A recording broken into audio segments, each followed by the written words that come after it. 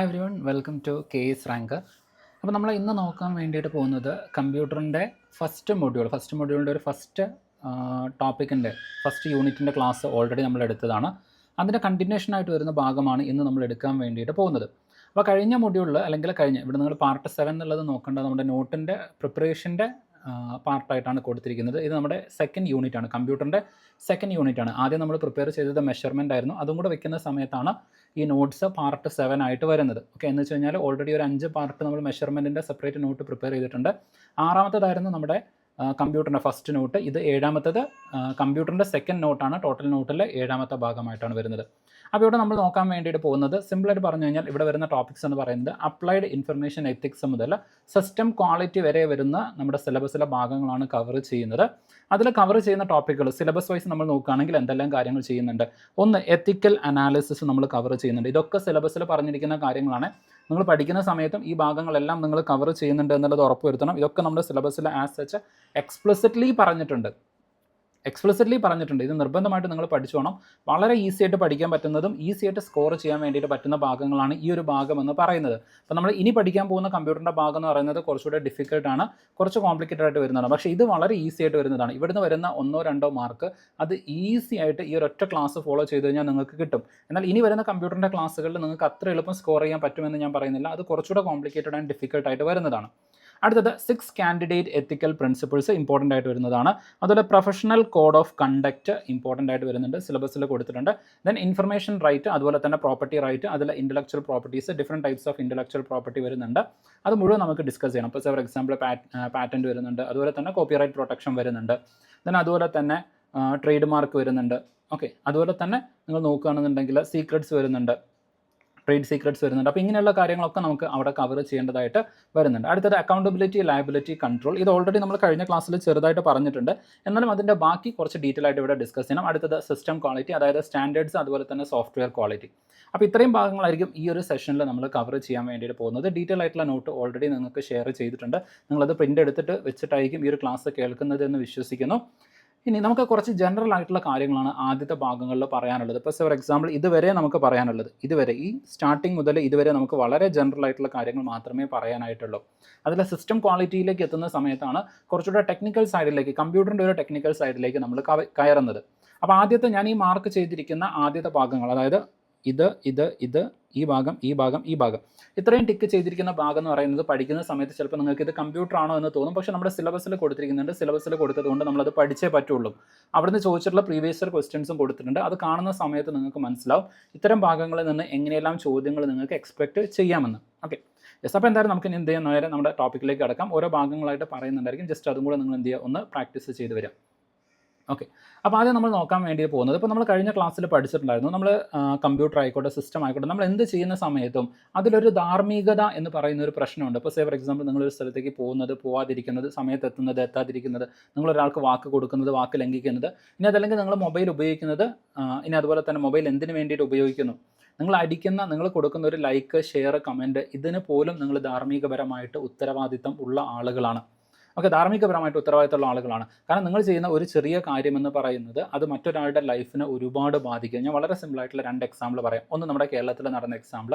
കുറച്ച് കാലം മുമ്പ് നിങ്ങൾ കണ്ടിട്ടുണ്ടായിരിക്കും, ഒരു ബസ്സിൽ ഒരു യുവതി ഒരു വീഡിയോ ചിത്രീകരിക്കുകയും അതിൻ്റെ പേരിൽ ആളുകൾ ഒരു വ്യക്തിയെ, അതായത് നമ്മളടക്കമുള്ള നമ്മുടെ ഈ ഒരു സൊസൈറ്റി, അതിന് റെസ്പോൺസിബിൾ, ആ സ്ത്രീയേക്കാൾ കൂടുതൽ അതിന് റെസ്പോൺസിബിൾ ഈ സമൂഹമാണെന്ന് ഞാൻ പറയുള്ളൂ. അപ്പോൾ ഈ സമൂഹം മുഴുവൻ അയാളെ കുറ്റപ്പെടുത്തുകയും അയാൾ ഒടുവിൽ ജീവൻ ഒടുക്കുകയും അതിനുശേഷം പിന്നീട് അതിനെക്കുറിച്ചിട്ട് ആളുകൾ വീണ്ടും തിരിച്ചു പറയാൻ വേണ്ടിയിട്ട് തുടങ്ങി. പിന്നീട് ആ യുവതിക്ക് നേരെയായി നമ്മുടെ ആക്രമണം എന്ന് പറയുന്നത്. ഇതാണ് സൈബർ ലോകം എന്ന് പറയുന്നത്. അതായത് എവിടെയോ ഒളിഞ്ഞു നിൽക്കുന്ന, എവിടെയോ മറഞ്ഞു നിൽക്കുന്ന കുറേ ആളുകൾ കൂട്ടം ചേർന്നുകൊണ്ട് ഒരു സോഷ്യൽ മെൻറ്റാലിറ്റിയിൽ, ഒരു മോബ് മെൻറ്റാലിറ്റിയിലാണ് പലപ്പോഴും നമ്മുടെ സൈബർ ഇടങ്ങളിലേക്ക് വരുന്ന സമയത്ത് ആളുകൾ പലപ്പോഴും അറ്റാക്ക് ചെയ്യാറ്, ആക്രമിക്കാറുള്ളത്. ഓക്കെ, അപ്പോൾ ഇതെന്ന് വെച്ച് കഴിഞ്ഞാൽ പല ആളുകളെയും ടാർഗറ്റ് ചെയ്തുകൊണ്ട് ചെയ്യുന്ന സമയത്ത് അത് തീർച്ചയായിട്ടും പല ആളുകളെയും വ്യക്തിപരമായിട്ടും അതുപോലെ തന്നെ അവരുടെ കുടുംബത്തിനെയൊക്കെ ബാധിക്കാറുണ്ട്. അപ്പോൾ അതിൻ്റെ പേരിൽ ആ വ്യക്തിക്ക് ജീവൻ നഷ്ടപ്പെടുകയുണ്ടായി. ഇനി അതുപോലെ തന്നെ ഇപ്പോൾ നിങ്ങളിൽ എത്ര പേർക്ക് അറിയുമെന്ന് അറിയില്ല, ഇപ്പോൾ റീസെൻ്റ്ലി നമ്മുടെ നെറ്റ്ഫ്ലിക്സിൽ Avatar the last air bender എന്ന് പറയുന്ന ഒരു സീരീസ് റിലീസായിട്ടുണ്ട്. ഓക്കെ, കുഴപ്പമില്ല, അത്യാവശ്യം നല്ല അതിൻ്റെ ആനിമേഷനെ, അതിൻ്റെ ആ ഒരു ക്രക്സ് ചോരാതെ വളരെ നല്ല രീതിയിലേക്ക് തന്നെ അവർ അഡാപ്റ്റ് ചെയ്തിട്ടുണ്ട്. എന്നാൽ അതിന് മുൻപ് ഇതേ പേരിൽ തന്നെ അവതാർ ദ ലാസ്റ്റ് എയർ ബെൻഡർ എന്ന് പറഞ്ഞിട്ട് ഒരു സിനിമ വന്നിട്ടുണ്ടായിരുന്നു. ഇപ്പോൾ ഞാൻ പറയുന്നത് ജെയിംസ് കാമറൂണിൻ്റെ അവതാർ അല്ല, അതല്ലാതെ അവതാർ ദ ലാസ്റ്റ് എയർ ബെൻഡർ എന്ന് പറയുന്ന ഒരു സിനിമ വന്നിട്ടുണ്ടായിരുന്നു. അപ്പോൾ ആ സിനിമയിലെ ആക്ടർ അദ്ദേഹത്തിന് കഴിയുമ്പോൾ അദ്ദേഹത്തിന് കിട്ടുന്ന പോലെയാണല്ലോ ആ ഒരു ചെറിയ കുട്ടിയാണ്. ഓക്കെ, ഒരു 8-10 വയസ്സുള്ള ഒരു ചെറിയ കുട്ടിയാണ്. അപ്പോൾ ആ കുട്ടിയാണ് അതിലെ കേന്ദ്ര കഥാപാത്രം എന്ന് പറയുന്നത്. അപ്പോൾ ആ കുട്ടിക്ക് കഴിയുന്ന പോലെ അല്ല കുട്ടിക്ക് പെർഫോം ചെയ്യാൻ പറ്റും. അപ്പം ആ ആദ്യത്തെ സിനിമയിൽ ആ കുട്ടി നന്നായിട്ട് തന്നെ പെർഫോം ചെയ്തിട്ടുണ്ട്. പക്ഷേ അതിലെ സ്ക്രിപ്റ്റ്, അതുപോലെ തന്നെ അന്നത്തെ കാലഘട്ടത്തിലെ VFX, ഇതൊക്കെ കമ്പാരിറ്റീവ്ലി വളരെ മോശമായിരുന്നു. അതുകൊണ്ട് തന്നെ one of the worst movies എന്ന് പറഞ്ഞുകൊണ്ട് ഈ പറയുന്ന ക്രിട്ടിക്സും അതുപോലെ തന്നെ ഫാൻസും ഒക്കെ ഒരുപാട് ആ കുട്ടിയെ ടാർഗറ്റ് ചെയ്തുകൊണ്ട് അറ്റാക്ക് ചെയ്തിട്ടുണ്ടായിരുന്നു. അതോടുകൂടിയിട്ട് ആ കുട്ടി അഭിനയമെല്ലാം നിർത്തിയിട്ട് പിന്നീട് കംപ്ലീറ്റ്ലി ഒരു സോഷ്യൽ ഐസൊലേഷനിലേക്ക് പോകുന്ന രൂപത്തിലേക്ക് കുട്ടി മാറി. കാരണം ആ കുട്ടിയെ സംബന്ധിച്ചിട്ട് അത് അത്രത്തോളം പ്രയാസമായിട്ട് മാറി. അപ്പോൾ ഇത്തരത്തിൽ പലപ്പോഴും നമുക്ക് ഇഷ്ടപ്പെടുന്നതോ ഇഷ്ടപ്പെടാത്തതോ ആയിക്കോട്ടെ, നമ്മൾ ആ സാഹചര്യം കൂടെ മനസ്സിലാക്കിയിട്ട് പെരുമാറുക എന്ന് പറയുന്ന ഒരു വിവേകം പലപ്പോഴും സൈബർ ആയിട്ടുള്ള അല്ലെങ്കിൽ ഈ പറയുന്ന ടെക്നോളജി ഉപയോഗിക്കുന്ന സമയത്ത് നമുക്കില്ല. ഞാൻ അങ്ങനെ തന്നെ പറയുകയാണ്, ഒരു വിവേകമില്ലാത്ത രൂപത്തിലാണ് പലപ്പോഴും സൈബർ ഇടങ്ങളിൽ ആളുകൾ പെരുമാറാറുള്ളത്. ആ ഒരു മെച്യൂരിറ്റിയോ ആ ഒരു പക്വതയോ എന്ത് ചെയ്യണം ചെയ്യരുത് എന്നുള്ളത്, അതായത് ഒരു കാര്യം ചെയ്യുന്നതിന് മുൻപ് ഒന്ന് ആലോചിച്ച് അതിൻ്റെ വരായികകളെ കുറിച്ചിട്ട് ചിന്തിക്കണം. അല്ലാതെ നമ്മൾ പറയുന്നതിനേക്കാളും വളരെ ഇമ്പോർട്ടൻ്റ് ആണ് സൈബർ ഇടം. കാരണം നിങ്ങൾ ഒരാൾ മാത്രമല്ല, ഒരു കൂട്ടം ആളുകളാണ്, അറിയുന്നതും അറിയാത്തതും ഇന്ന് വരെ കണ്ടിട്ടില്ലാത്തതും ഫേക്ക് ആയിട്ടുള്ളതുമായിട്ടുള്ള ഒരു കൂട്ടം ആളുകളായിരിക്കും ഒരാളെ അറ്റാക്ക് ചെയ്യുന്നത്. ഓക്കെ, അപ്പോൾ അതിൽ നിങ്ങളും കൂടെ ഭാഗമാകുന്ന സമയത്ത് ആ ക്രൈം, അതായത് ആ എല്ലാവരും കൂടെ ചെയ്യുന്ന ക്രൈം എന്താണോ അതേ ക്രൈം തന്നെയാണ് നിങ്ങൾ ഒരാളും ചെയ്യുന്നത്. നമ്മൾ കുറച്ചുകൂടെ കഴിയുമ്പോൾ ഇതിൻ്റെ എത്തിക്കൽ അനാലിസിസിലേക്ക് വരുന്ന സമയത്ത് നിങ്ങളത് പഠിക്കും. ഓക്കെ, അപ്പോൾ ഇങ്ങനെ ഒരുപാട് പ്രശ്നങ്ങൾ എത്തിക്സിലേക്ക് വരുന്ന സമയത്ത്, ധാർമ്മികതയുമായിട്ട് ബന്ധപ്പെട്ട് അല്ലെങ്കിൽ നമ്മുടെ സൈബർ ഇടങ്ങളിലേക്ക് വരുന്ന സമയത്ത്, കമ്പ്യൂട്ടറുമൊക്കെ ആയിട്ട് ടെക്നോളജിയുമായിട്ട് ബന്ധപ്പെട്ട് വരുന്ന സമയത്ത് ഇങ്ങനെ ഒരുപാട് ധാർമ്മിക പ്രശ്നങ്ങൾ വരുന്നുണ്ട്. അതാണ് നമ്മൾ നോക്കാൻ വേണ്ടിയിട്ട് പോകുന്നത്. അപ്പോൾ ഇത്തരത്തിലുള്ളൊരു ധാർമ്മിക പ്രശ്നം ഉണ്ടാകുന്ന സമയത്ത് നമ്മൾ എങ്ങനെയായിരിക്കണം അതിനെ അപ്രോച്ച് ചെയ്യേണ്ടത്? അതിനെയാണ് 5 സ്റ്റെപ്പ് ഫ്രെയിംവർക്ക് എന്ന് പറയുന്നത്. ഇത് കമ്പ്യൂട്ടറിൻ്റെ കേസിൽ മാത്രമല്ല, ഏതൊരു ധാർമ്മികപരമായിട്ടുള്ള ഏതൊരു പ്രശ്നം നിങ്ങൾ ചെയ്യുന്ന സമയത്തും, ഏതൊരു മോറൽ ഇഷ്യൂ നിങ്ങളുടെ മുമ്പിലേക്ക് വരുന്ന സമയത്തും നിങ്ങൾ എടുക്കേണ്ടതാണ് ഈ പറയുന്ന ഒരു 5 സ്റ്റെപ്പ് ഫ്രെയിംവർക്ക് എന്ന് പറയുന്നത്. അപ്പോൾ അതിൽ ആദ്യത്തെ എന്ന് വെച്ച് കഴിഞ്ഞാൽ it start with facts first. ഇത് ചോദ്യമായിട്ട് പ്രീവിയസ് ഇയറിൽ വന്നിട്ടുണ്ട്. It start with fact first. ഇത് ആരംഭിക്കുന്നത് ഫാക്ട് വെച്ചുകൊണ്ടാണ്. അപ്പോൾ നിങ്ങൾ ചോദിക്കും, ഇവിടുന്ന് പ്രീവിയസ് ഇയർ ക്വസ്റ്റ്യൻ വന്നിട്ടുണ്ടോ? യെസ്, ക്വസ്റ്റ്യൻ വന്നിട്ടുണ്ട്. ഞാൻ നിങ്ങൾക്ക് കാണിച്ചു തരാം. ഓക്കെ, പ്രീവിയസ് ഇയർ ക്വസ്റ്റ്യൻ നോക്കുക. The first step in ethical analysis of an information system dilemma is. അതിലെ ഫസ്റ്റ് സ്റ്റെപ്പ് എന്താണ്? Options: identify the stakeholders. രണ്ടാമത്തേത് identify and describe the fact. അടുത്തത് choose an ethical principle. Then identify the options. അപ്പോൾ ഇതിൽ ഏതാണ് ആദ്യം വരുന്നതാണ്? ആദ്യം നമ്മൾ ഫാക്റ്റുകൾ കളക്ട് ചെയ്യണം. അതിൻ്റെ ഇൻഫർമേഷൻസ്, അതിൻ്റെ ബാക്ക്ഗ്രൗണ്ട്, എന്തുകൊണ്ട് ഇത് സംഭവിക്കുന്നു, ഇതെല്ലാം അറിഞ്ഞിട്ടായിരിക്കണം നമ്മൾ അതിനെക്കുറിച്ചിട്ട് എന്ത് ചെയ്യുന്നത്, പഠിക്കണം. എന്നിട്ടായിരിക്കണം നമ്മൾ നമ്മുടെ ഒപ്പീനിയൻ രൂപീകരിക്കേണ്ടത്. എന്നിട്ട് വേണം ആ ഒപ്പീനിയൻ നമ്മൾ ഇൻ്റർനെറ്റിൽ രേഖപ്പെടുത്താൻ വേണ്ടിയിട്ട്. അല്ലാതെ നമുക്ക് വരുന്ന സാധനം എഴുതാനുള്ള ഒരു ഇടമല്ല സൈബർ ഇടം എന്ന് പറയുന്നത്. Okay, yes. അപ്പോൾ അതാണ് ഇത് ചോദ്യമായിട്ട് വരുന്നുണ്ട്. ആൻസർ ബി ആണ് വരുന്നത്. അപ്പോൾ ഇതുപോലെ ചോദ്യങ്ങൾ ഈ ഭാഗത്ത് നിന്ന് വരുന്നുണ്ട്. അതുകൊണ്ട് നിങ്ങൾ എന്ത് ചെയ്യണം? You have to be very careful. അതാണ് ഞാൻ പറഞ്ഞത്, it start with fact first. അതുകൊണ്ടാണ് ഞാൻ അത്ര ഡീറ്റെയിൽ ആയിട്ട് തന്നെ ഇതിവിടെ കൊടുത്തിരിക്കുന്നത്. കാരണം അത് പ്രീവിയസ് ഇയർ ക്വസ്റ്റ്യൻ ആയിട്ട് വന്നിട്ടുണ്ട്. Start with facts first. അപ്പോൾ ഏതൊരു വിഷയം ഉണ്ടെങ്കിലും, ഇപ്പോൾ സൈബർ നിങ്ങളൊരു ഇഷ്യൂ ഇപ്പോൾ റീസെൻ്റ്ലി നോക്കുകയാണെങ്കിൽ ജത്തർ മന്ദിർ ഇഷ്യൂ, ഓക്കെ, അല്ലെങ്കിൽ ഈ പറയുന്ന പോലെ നീറ്റ് പേപ്പർ ലീക്ക്, അതുമായിട്ട് ബന്ധപ്പെട്ടുകൊണ്ടുള്ള സ്റ്റുഡൻസിൻ്റെ പ്രൊട്ടസ്റ്റ്, അതിൽ നിങ്ങൾ റിയാക്ട് ചെയ്യാൻ വേണ്ടിയിട്ട് പോകുന്ന സമയത്ത് നിങ്ങൾക്ക് ഡിഫറെൻ്റ് ആയിട്ടുള്ള രാഷ്ട്രീയമായിട്ടുള്ള കാഴ്ചപ്പാടുകൾ ഉണ്ടായിരിക്കാം. അപ്പോൾ നിങ്ങൾ എന്ത് ചെയ്യണം? നിങ്ങളുടെ രാഷ്ട്രീയ കാഴ്ചപ്പാടുകളെ കുറിച്ചിട്ട് നിങ്ങൾക്കൊരു ധാരണ ഉണ്ടായിരിക്കാം. നിങ്ങൾ അതിനെക്കുറിച്ച് പഠിക്കണം. എന്നിട്ടായിരിക്കണം നിങ്ങൾ അതിനെ റിയാക്ട് ചെയ്യേണ്ടത്. ആ ഇഷ്യൂ എന്താണ്, എന്തിനു വേണ്ടിയിട്ടാണ്, എന്തുകൊണ്ട് അത് ഇമ്പോർട്ടൻ്റ് ആയിട്ട് മാറുന്നുണ്ട്, അത് നമ്മുടെ ഡെമോക്രസിയിൽ എന്ത് റോളാണ് വഹിക്കുന്നത്, ഇങ്ങനെയുള്ള കാര്യങ്ങളെല്ലാം പഠിക്കണം. അതുപോലെ തന്നെ മറ്റുള്ള ഡിഫറെൻ്റ്, ഇപ്പോൾ നിങ്ങൾക്ക് മുമ്പിലേക്ക് ഈ ന്യൂസ് എത്തുന്ന മീഡിയ, അവർ ബയാസ്ഡ് ആണോ, അവർ കൃത്യമായിട്ടാണ് ഇൻഫർമേഷൻ നിങ്ങളിലേക്ക് എത്തിക്കുന്നത്, അവിടെയുള്ള ആളുകളെ കോൺടാക്ട് ചെയ്തുകൊണ്ട് അവിടുത്തെ സിറ്റുവേഷൻ എന്താണെന്ന് നിങ്ങൾക്ക് മനസ്സിലാക്കാൻ പറ്റുന്നുണ്ടെങ്കിൽ അങ്ങനെ നിങ്ങൾ മനസ്സിലാക്കണം. അതിനുശേഷം മാത്രമേ നിങ്ങളൊരു സ്റ്റാൻഡ് എടുക്കാൻ വേണ്ടിയിട്ട് പറ്റൂ. അതാണ് നിങ്ങളുടെ മെച്യൂരിറ്റി കാണിക്കുന്നത്. ഓക്കെ, അപ്പോൾ അതിന് വേണ്ടിയിട്ട് ഫാക്റ്റ് കളക്ട് ചെയ്യണം. ഫാക്റ്റ് കളക്ട് ചെയ്യുന്ന സമയത്ത് എന്തെല്ലാം നിങ്ങൾ നോക്കണം? ആദ്യത്തത്, ഹൂ ഇസ് ഇൻവോൾവ്ഡ്. ആരെല്ലാം ഈ വിഷയത്തിൽ ഇൻവോൾവ് ആയിട്ട് വന്നിട്ടുണ്ട്. ഓക്കെ, ഇപ്പം നമ്മൾ ഈ ഒരു ഇഷ്യൂ തന്നെ എടുക്കുക. അപ്പോൾ നമ്മൾ ഇവിടെ ഇരുന്നുകൊണ്ട്, കേരളത്തിലിരുന്നുകൊണ്ട്, നിങ്ങളുടെ സ്വീകരണ മുറിയിലോ അല്ലെങ്കിൽ നിങ്ങളുടെ റൂമിലോ ഇരുന്നുകൊണ്ട് നിങ്ങളുടെ വിഷയം കാണുന്ന സമയത്ത് ഇതിൽ ആരെല്ലാം ഇൻവോൾവ് ആയിട്ടുണ്ട് എന്ന് നിങ്ങൾ പഠിക്കണം. രണ്ടാമത്തത് വാട്ട്, എന്താണ് സംഭവിച്ചത്, what happen, what is happening in the Jantar Mantar. Okay, അല്ലെങ്കിൽ ഏതൊരു വിഷയം, ഞാനൊരു എക്സാമ്പിൾ ഇപ്പോൾ കത്തി നിൽക്കുന്ന ഒരു ഇഷ്യൂ ആയതുകൊണ്ട് എടുത്തുനിന്ന് മാത്രം. അടുത്തത് ഹൂ ആർ എഫക്റ്റഡ് അല്ലെങ്കിൽ ഹൂ വാസ് എഫക്റ്റഡ്, ആരെയാണ് ഇത് ബാധിച്ചിരിക്കുന്നത്. അപ്പോൾ ഇതിൻ്റെ കേസിലാണെന്നുണ്ടെങ്കിൽ നീറ്റ് എഴുതിയിരിക്കുന്ന കുട്ടികളെയാണ് ബാധിച്ചിരിക്കുന്നത്. ആത്മഹത്യ ചെയ്ത കുട്ടികളുണ്ട്, അതുപോലെ തന്നെ അവരുടെ പാരൻസ് വരുന്നുണ്ട്. ഇനി അതുപോലെ തന്നെ ഒരു എൻ്റയർ എഡ്യൂക്കേഷൻ സിസ്റ്റം വരുന്നുണ്ട്, കോച്ചിങ് ഇൻസ്റ്റിറ്റ്യൂട്ടുകൾ വരുന്നുണ്ട്. അതുപോലെ തന്നെ എന്ത് ചെയ്യുന്നുണ്ട്, അവിടെ സമരം ചെയ്യുന്ന വിദ്യാർത്ഥികളുണ്ട്, അവരെ അടിച്ച് ഓടിക്കാൻ വേണ്ടിയിട്ട് ശ്രമിച്ച പോലീസുണ്ട്. അതുപോലെ തന്നെ ഇത്തരം അടിയേറ്റുകൊണ്ട് പലപ്പോഴും ICUയിലും വെന്റിലേറ്ററിലും ഒക്കെ ആയിട്ടുള്ള ഒരുപാട് കുട്ടികളുണ്ട്. അപ്പോൾ അവരൊക്കെ ഇതിൽ ബാധിക്കപ്പെട്ട ആളുകളാണ്. അപ്പോൾ നിങ്ങൾ കുറച്ചൊരു ബ്രോഡർ മൈൻഡിലായിരിക്കണം ഈ കാര്യങ്ങൾ അപ്രോച്ച് ചെയ്യേണ്ടത്. ആരെല്ലാം എഫക്റ്റഡ് ആയിട്ടുണ്ട്. ഓക്കെ, വേർ, ഇനി ഇത് എവിടെയാണ് സംഭവിക്കുന്നത്? ഓക്കെ, ഇതിപ്പോൾ നിങ്ങൾക്കറിയാം അത് എക്സാക്ട് ലൊക്കേഷൻ ജന്തർ മന്ദറാണ്. എന്നാൽ നമ്മളൊരു സൈബറിലേക്ക് വരുന്ന സമയത്ത് എവിടെയാണ് സംഭവിക്കുന്നത്, ഏത് പ്ലാറ്റ്ഫോമിലാണ്? ഇപ്പോൾ ഫോർ എക്സാമ്പിൾ യൂട്യൂബ്, ഇൻസ്റ്റാഗ്രാം, അതല്ലെങ്കിൽ ഫേസ്ബുക്ക്, ഏത് സിസ്റ്റം അല്ലെങ്കിൽ AI ബേസ് ചെയ്തുകൊണ്ട്. അപ്പം ഏത് ഭാഗത്ത് അല്ലെങ്കിൽ എങ്ങനെയാണ് ഇത് സംഭവിക്കുന്നത് എന്നതിനെ കുറിച്ചിട്ട് കൃത്യമായിട്ട് നിങ്ങൾക്ക് അറിയണം. അടുത്തത് വെൻ ഡിഡ് ഇറ്റ് ഹാപ്പൻ, എപ്പോഴാണ് ഇത് സംഭവിച്ചത്? ഇപ്പോൾ ഫോർ എക്സാമ്പിൾ ഒരു 10 കൊല്ലം മുൻപുള്ളതൊക്കെ ആണെന്നുണ്ടെങ്കിൽ നമുക്ക് അവിടെ ഫാക്ട് കളക്ട് ചെയ്യാൻ ഒരുപാട് ബുദ്ധിമുട്ടുകൾ ഉണ്ടായിരിക്കും. എക്സാക്ട് ഫാക്ട് നമുക്ക് കിട്ടില്ല. പക്ഷേ ഇപ്പോഴത്തെ ഈ വിഷയം എന്ന് പറയുന്നത് ഇപ്പോൾ റൈറ്റ്ഫുൾ ആയിട്ട് അവിടെ നടക്കുന്നുണ്ട്. ഇപ്പോഴാണ് അത് സംഭവിച്ചുകൊണ്ടിരിക്കുന്നത്. ഹൗ ഡിഡ് ഹാറ്റ് ഹാപ്പൻ, എങ്ങനെയാണ് ഇത് സംഭവിച്ചത്? ക്വസ്റ്റ്യൻ പേപ്പർ ലീക്ക്, അതിനെ തുറന്നുകൊണ്ടാണ് ഇത് സംഭവിച്ചത്. ഓക്കെ, അപ്പോൾ നിങ്ങൾക്കൊരു കൃത്യമായിട്ടുള്ള ഒരു ഐഡിയ, ഒരു ക്ലാരിറ്റി നിങ്ങൾക്ക് കിട്ടിയിട്ടുണ്ടെങ്കിൽ ഇനി നിങ്ങൾക്ക് എന്ത് ചെയ്യാം, അടുത്ത സ്റ്റേജിലേക്ക് പോകാം. ഇതോട് കൂടിയിട്ട് നിങ്ങൾക്ക് റിയാക്ട് ചെയ്യാനോ അങ്ങനെയൊന്നും ആയിട്ടില്ല. ഇനി നിങ്ങൾക്ക് എന്ത് ചെയ്യാം, ഇതിൻ്റെ അടുത്ത സ്റ്റേജിലേക്ക് കടക്കാൻ വേണ്ടിയിട്ട് പറ്റും. ഓക്കെ, അതാ ഞാൻ പറഞ്ഞത്, ഇവിടെ 100% ഞാനിത് പറയുന്ന സമയത്ത് ഒരു കമ്പ്യൂട്ടർ പോലെ നിങ്ങൾക്ക് ഫീൽ ചെയ്യില്ല. പക്ഷേ ഇത് നിങ്ങളുടെ മൈൻഡിലേക്ക് ഉണ്ടായിരിക്കും. ഓക്കെ, നിങ്ങൾക്ക് ആൻസർ ചെയ്യുന്ന സമയത്ത് നിങ്ങൾക്ക് ഈ പറയുന്ന പോയിന്റുകൾ ആ ഒരു ക്രോണോളജിക്കൽ ഓർഡർ കിട്ടിക്കഴിഞ്ഞാൽ നിങ്ങൾക്ക് അവിടെ ഈസി ആയിട്ട് ആൻസർ ചെയ്യാം. ഓക്കെ, അപ്പോൾ എന്തുണ്ട്, വെൻ ഫാക്ട്സ് ആർ ക്ലിയർ, ഇപ്പോൾ നിങ്ങൾക്ക് ക്ലിയർ ആയിട്ടുള്ള ഫാക്ട്സ് ഉണ്ട് എന്നുണ്ടെങ്കിൽ ഇനി നിങ്ങൾക്ക് ഇവിടുത്തെ എത്തിക്കൽ ഇഷ്യൂസ് മനസ്സിലാക്കാൻ വേണ്ടിയിട്ട് പറ്റും. ഇപ്പോൾ ഇവിടെ ഒരുപാട് എത്തിക്കൽ ഇഷ്യൂസ് നിങ്ങൾക്കറിയാം, ഇതിൽ ഒരുപാട് ആളുകൾ ബാധിക്കപ്പെട്ടു, ഒരുപാട് വലിയ പ്രശ്നമുണ്ട്, കോടിക്കണക്കിന് രൂപ ഇൻവോൾവ് ആയിട്ടുണ്ട്. ഇനി അതുപോലെ തന്നെ ഇതിന് ആര് റെസ്പോൺസിബിലിറ്റി ഏറ്റെടുക്കും, ഇങ്ങനെ കുറേ പ്രശ്നങ്ങൾ വരുന്നുണ്ട്. അതെല്ലാം നമ്മൾ നോക്കണം.